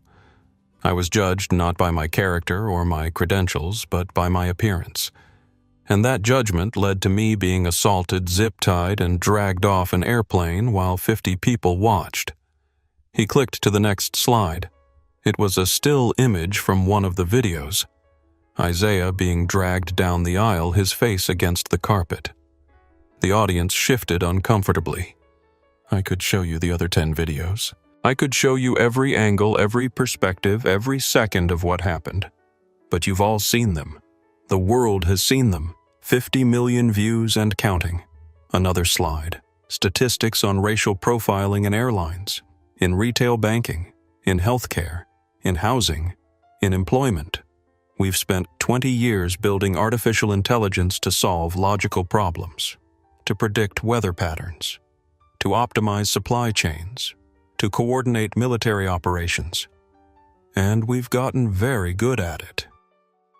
He paused, letting the silence settle.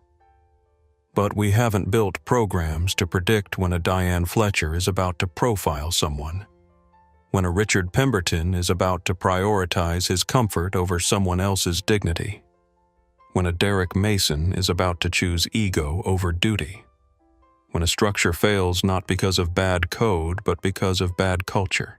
The final slide appeared. The Human Element Initiative. $500 million commitment. Today, Apex Quantum is announcing a 5-year, $500 million commitment to building technology that addresses the human problems technology can't usually solve.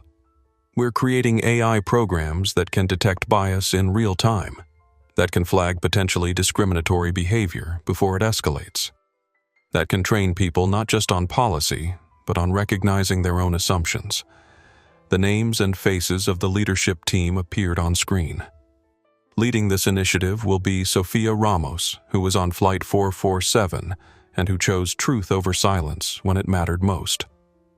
Joining her will be Judith Brennan, retired federal judge, Carlos Rivera, who started recording when others stayed silent, Colonel James Bradford, who spoke up when it would have been easier to look away. Applause began to ripple through the auditorium. We're not building this to punish people. We're building it to prevent what happened to me from happening to anyone else. Because the real measure of technology isn't how fast it is or how efficient it is or how much profit it generates. It's whether it makes the world more fair. He paused one more time. And one more thing. Transglobal Airlines filed for bankruptcy last month. Yesterday, my bid to purchase their fleet routes and infrastructure was accepted. We're relaunching the airline under a new name, Sentinel Air, and it will be the first airline in history built from the ground up on principles of equity, transparency, and dignity. The applause was deafening now. I got dragged off one of their planes. Isaiah allowed himself a slight smile, but I'm going to make damn sure no one else ever does. JFK. Terminal 5, Gate 23, exactly 1 year after the incident. Isaiah Brooks stood near the windows watching the first Sentinel Air flight prepare for departure. The aircraft gleamed in the afternoon sun, its livery redesigned with clean lines and the motto printed near the tail, "Dignity in every seat." The gate area looked similar to how it had a year ago. Same configuration. Same seats. Same boarding process beginning. But everything was different now. The gate agent, a young woman named Maria, who'd been hired through Sentinel's new equity-focused recruitment program, scanned boarding passes with genuine warmth. No assessments, no judgments, just professional service for every passenger. A teenager approached the gate. Marcus, 16 years old, black, wearing a hoodie and carrying a backpack. He had his boarding pass ready, and Isaiah could see the slight tension in his shoulders, the unconscious bracing for the question that might come. "Are you sure this is your seat?" Maria scanned his pass and smiled. "Welcome aboard, Marcus. You're in 2A today, our best seat. Have a wonderful flight." Marcus's shoulders relaxed. Surprise flickered across his face, followed by a genuine smile. "Thank you." Isaiah watched him board, watched him walk down the jet bridge without fear, without having to prove he belonged. Just belonging. That's what justice looks like, Isaiah thought. Not revenge, not punishment. Just a world where a kid in a hoodie can board a plane without carrying the weight of other people's assumptions. Someone approached from behind. Mr. Brooks. Isaiah turned. The gate agent, Sarah, had stepped away from the counter. "I wanted to thank you. I was laid off when TransGlobal went under. Sentinel hired me back. And the training you implemented, the real training, not the checkbox kind. It actually helps. It teaches us to see people, not stereotypes. What happened to you was terrible. But what you built from it, that's hope." Isaiah smiled. A real smile. "Thank you, Sarah. That means everything." His phone buzzed. Ana Reyes.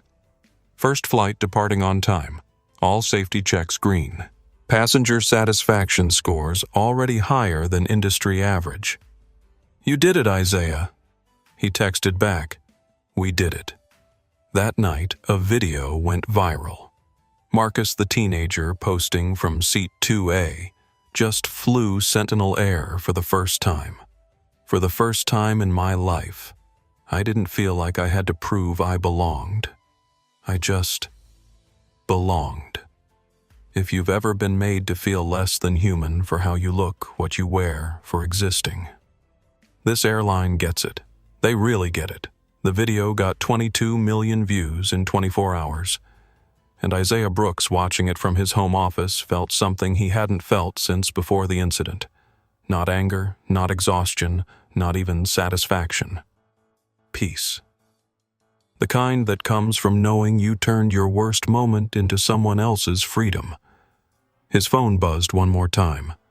A number he didn't recognize. He answered. "Mr. Brooks." A young voice, nervous. "My name is Marcus. I'm the kid from the video, the one in seat 2A. I wanted to say thank you for what you built, for making it so I could fly without being scared." Isaiah closed his eyes.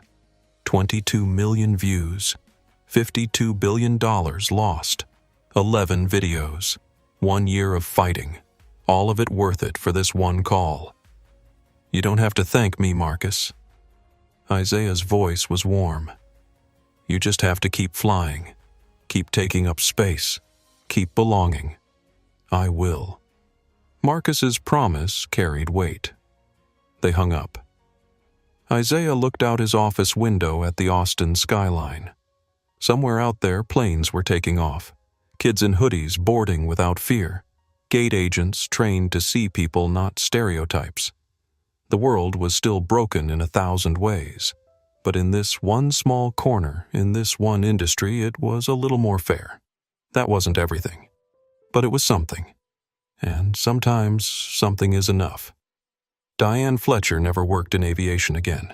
She took a job at a call center in Pennsylvania, filed for bankruptcy to settle the civil judgment against her, and quietly moved to a town where no one recognized her face from the videos.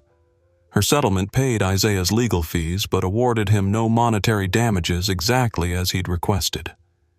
He'd wanted acknowledgement of wrongdoing, not wealth. He got both. She lost everything else. Richard Pemberton lost his pharmaceutical career and now works in his brother-in-law's insurance office in suburban New Jersey for a quarter of his former salary. His daughter Emma changed schools twice to escape the bullying that followed her after the videos went viral. His wife Lisa filed for divorce 8 months after the incident. Richard speaks at occasional corporate ethics seminars about entitlement and consequences, a penance he imposed on himself. He still can't watch the videos without feeling sick. Officer Derek Mason served 90 days in county jail for misdemeanor assault and lost his law enforcement certification permanently. He works mall security. Now the irony is lost on no one, and lives with the knowledge that 8 seconds of bad judgment destroyed a career he'd spent 3 years building. His partner, Luis Garcia, stayed with Port Authority, was promoted to senior officer, and now teaches de-escalation training nationwide, using that day as a case study in what happens when ego overrides duty. Sofia Ramos became the youngest director of a major corporate ethics division at 25. She speaks at conferences about the cost of silence and the courage required to tell truth to power. Carlos Rivera left his marketing job to run a non-profit teaching bystander intervention funded partially by Isaiah's foundation. The non-profit has trained 43,000 people so far. Judith Brennan came out of retirement to chair Sentinel Air's Passenger Rights Board, ensuring every complaint is heard and investigated without bias or bureaucracy. Colonel Bradford worked with the Pentagon to implement bias detection protocols across all military contractor interactions, making Project Sentinel about more than just logistics. Within 2 years, 7 major airlines adopted Sentinel's human element protocols. Within 5 years, it became industry standard. Complaints of racial profiling in air travel dropped 73% nationwide. But the real measure of success came in thousands of messages Isaiah received from passengers who flew without fear. For the first time, people who looked at a first-class seat and felt they belonged, not because they had to prove anything, but because the structure finally saw them as human. That's not revenge. That's revolution. And it started with one man who refused to move from seat 2A. If this story moved you, if it made you think, if it reminded you that one person's courage can change an entire industry, then please do 3 things for me. First, hit that like button. It helps this story reach more people who need to hear it. Second, subscribe to this channel and turn on notifications. We share stories like this every week, stories about ordinary people who stood up for what's right when it would have been easier to stay silent. Stories that prove justice isn't just about punishment, it's about transformation. And third, the most important one, share this video. Share it with someone who needs to hear that their dignity matters. Share it with someone who's ever felt like they didn't belong. Share it with someone who has the power to make change but hasn't found the courage yet. Because Isaiah's story isn't just about him. It's about every person who's been judged by their appearance instead of their character. It's about every Sophia who stayed silent and regretted it. It's about every Carlos who found the courage to speak up. And it's about every Marcus who just wants to fly without fear. The comments section is open. Tell me your story. Have you ever witnessed discrimination? Have you spoken up? Have you stayed silent and wished you hadn't? Let's talk about it. Because change doesn't happen in silence. It happens when we share our truths, when we hold each other accountable, and when we refuse to accept that this is just the way things are. Remember Isaiah's words. I don't need my title to deserve basic human dignity. No one does. That's not just a line from a story. That's a principle worth fighting for. Thank you for watching. Thank you for caring. And thank you for being the kind of person who believes the world can be better. See you in the next story.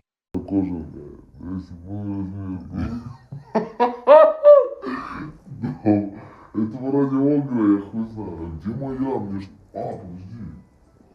Мне ж прям большая, ку. Я деду отдал, и мне новую подарили. Чё, вообще чётко. Покажи.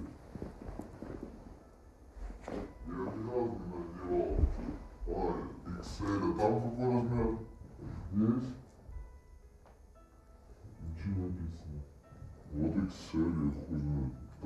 наверное. Из долбоёбы? Ладно, это меньше, это моя, да. Ну долбоёб, ну точно не под адидасовские же, блядь, красные. Почему? Ну потому что это под джинсы носит.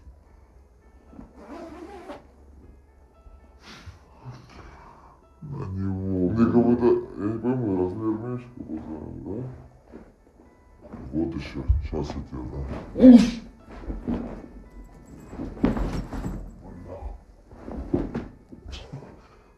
Вот. Вот тип. В обширонский магазин собрался. Вот так идешь на тренировку. Все, нахуй. Бля, хорошая куртка, брат. Я просто проверял куртку. Хочешь, у нас есть ритуал. Точнее поедешь, вдруг на заброшке холодно будет. Не, вот так не поеду.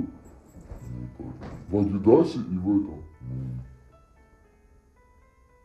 Охуительно, братан. Я возьму эту один, а сколько 1000.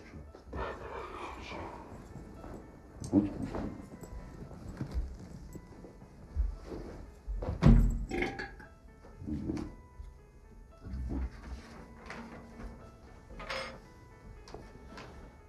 Чего смеетесь?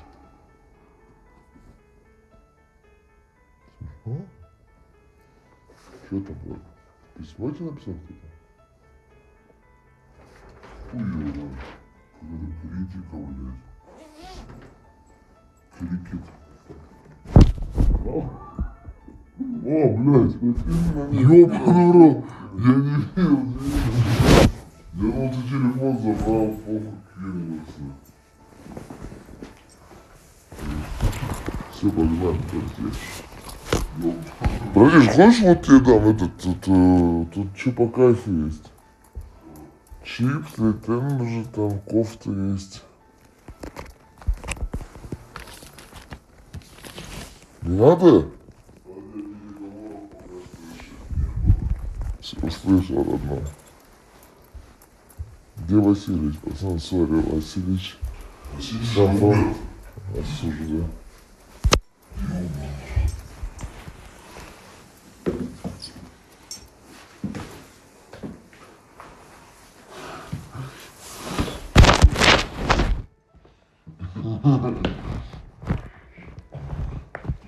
Ты просто как по минному полю. Понял, ходишь у меня в квартире? Я сам. Рейд от Джулик Тигрулик. Да, блядь. Кто это, блядь? Я ебу. Джулик Тигрулик. Ну, твоя какая-то бывшая. Спасибо. Давай.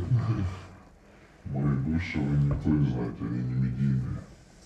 Никогда у меня бывших медийных не было, брат. Услышал. Что еще расскажешь? Ты забыл? На попей. Тебе надо как-то... Братиш, я профессионально. Слю. Да нет, тут нет моего. По этой сцене. Блядь, о! Давай я вот аккуратно иду. Вроде так не видно ничего. А лунаком пишет. Что-то не правда.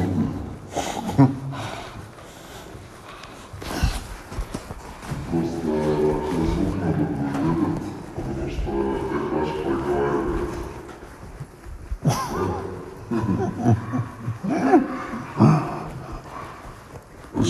Когда вы сейчас?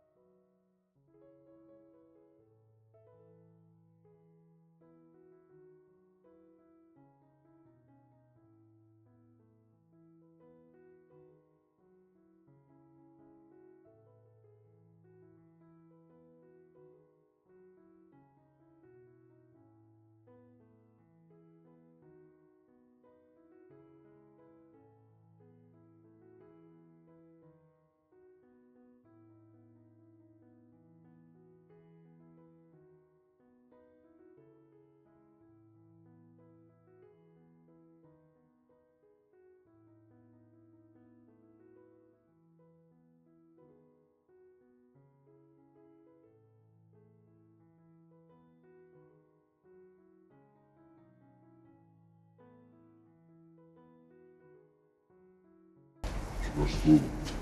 А, да, работает реально. Да, прикинь, работает реально. Там мой какой-то тамбур шлюз зашел. Здесь можно снимать уже? Ну, не надо, да. Я могу снять, пацаны прут, обоссут машину. Бля, вы видели? Мы здесь, пацаны. Вы видели новую М2? Как выглядит? Внешка прикольная. Что-то есть.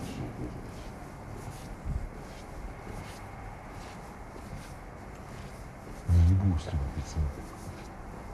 Будет машина.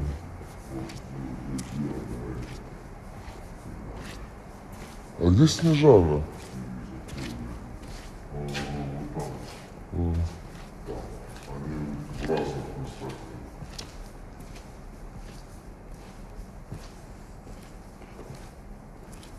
Спят новые, как тебе? Да, я X3 только видел.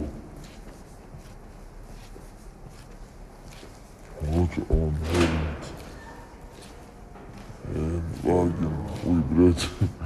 Нахуй. Я парковочное место спалил.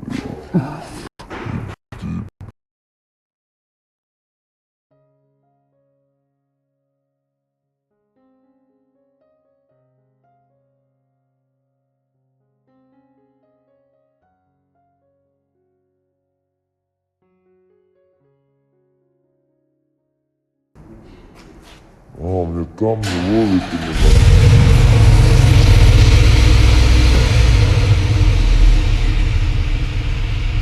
Алло, вы тут?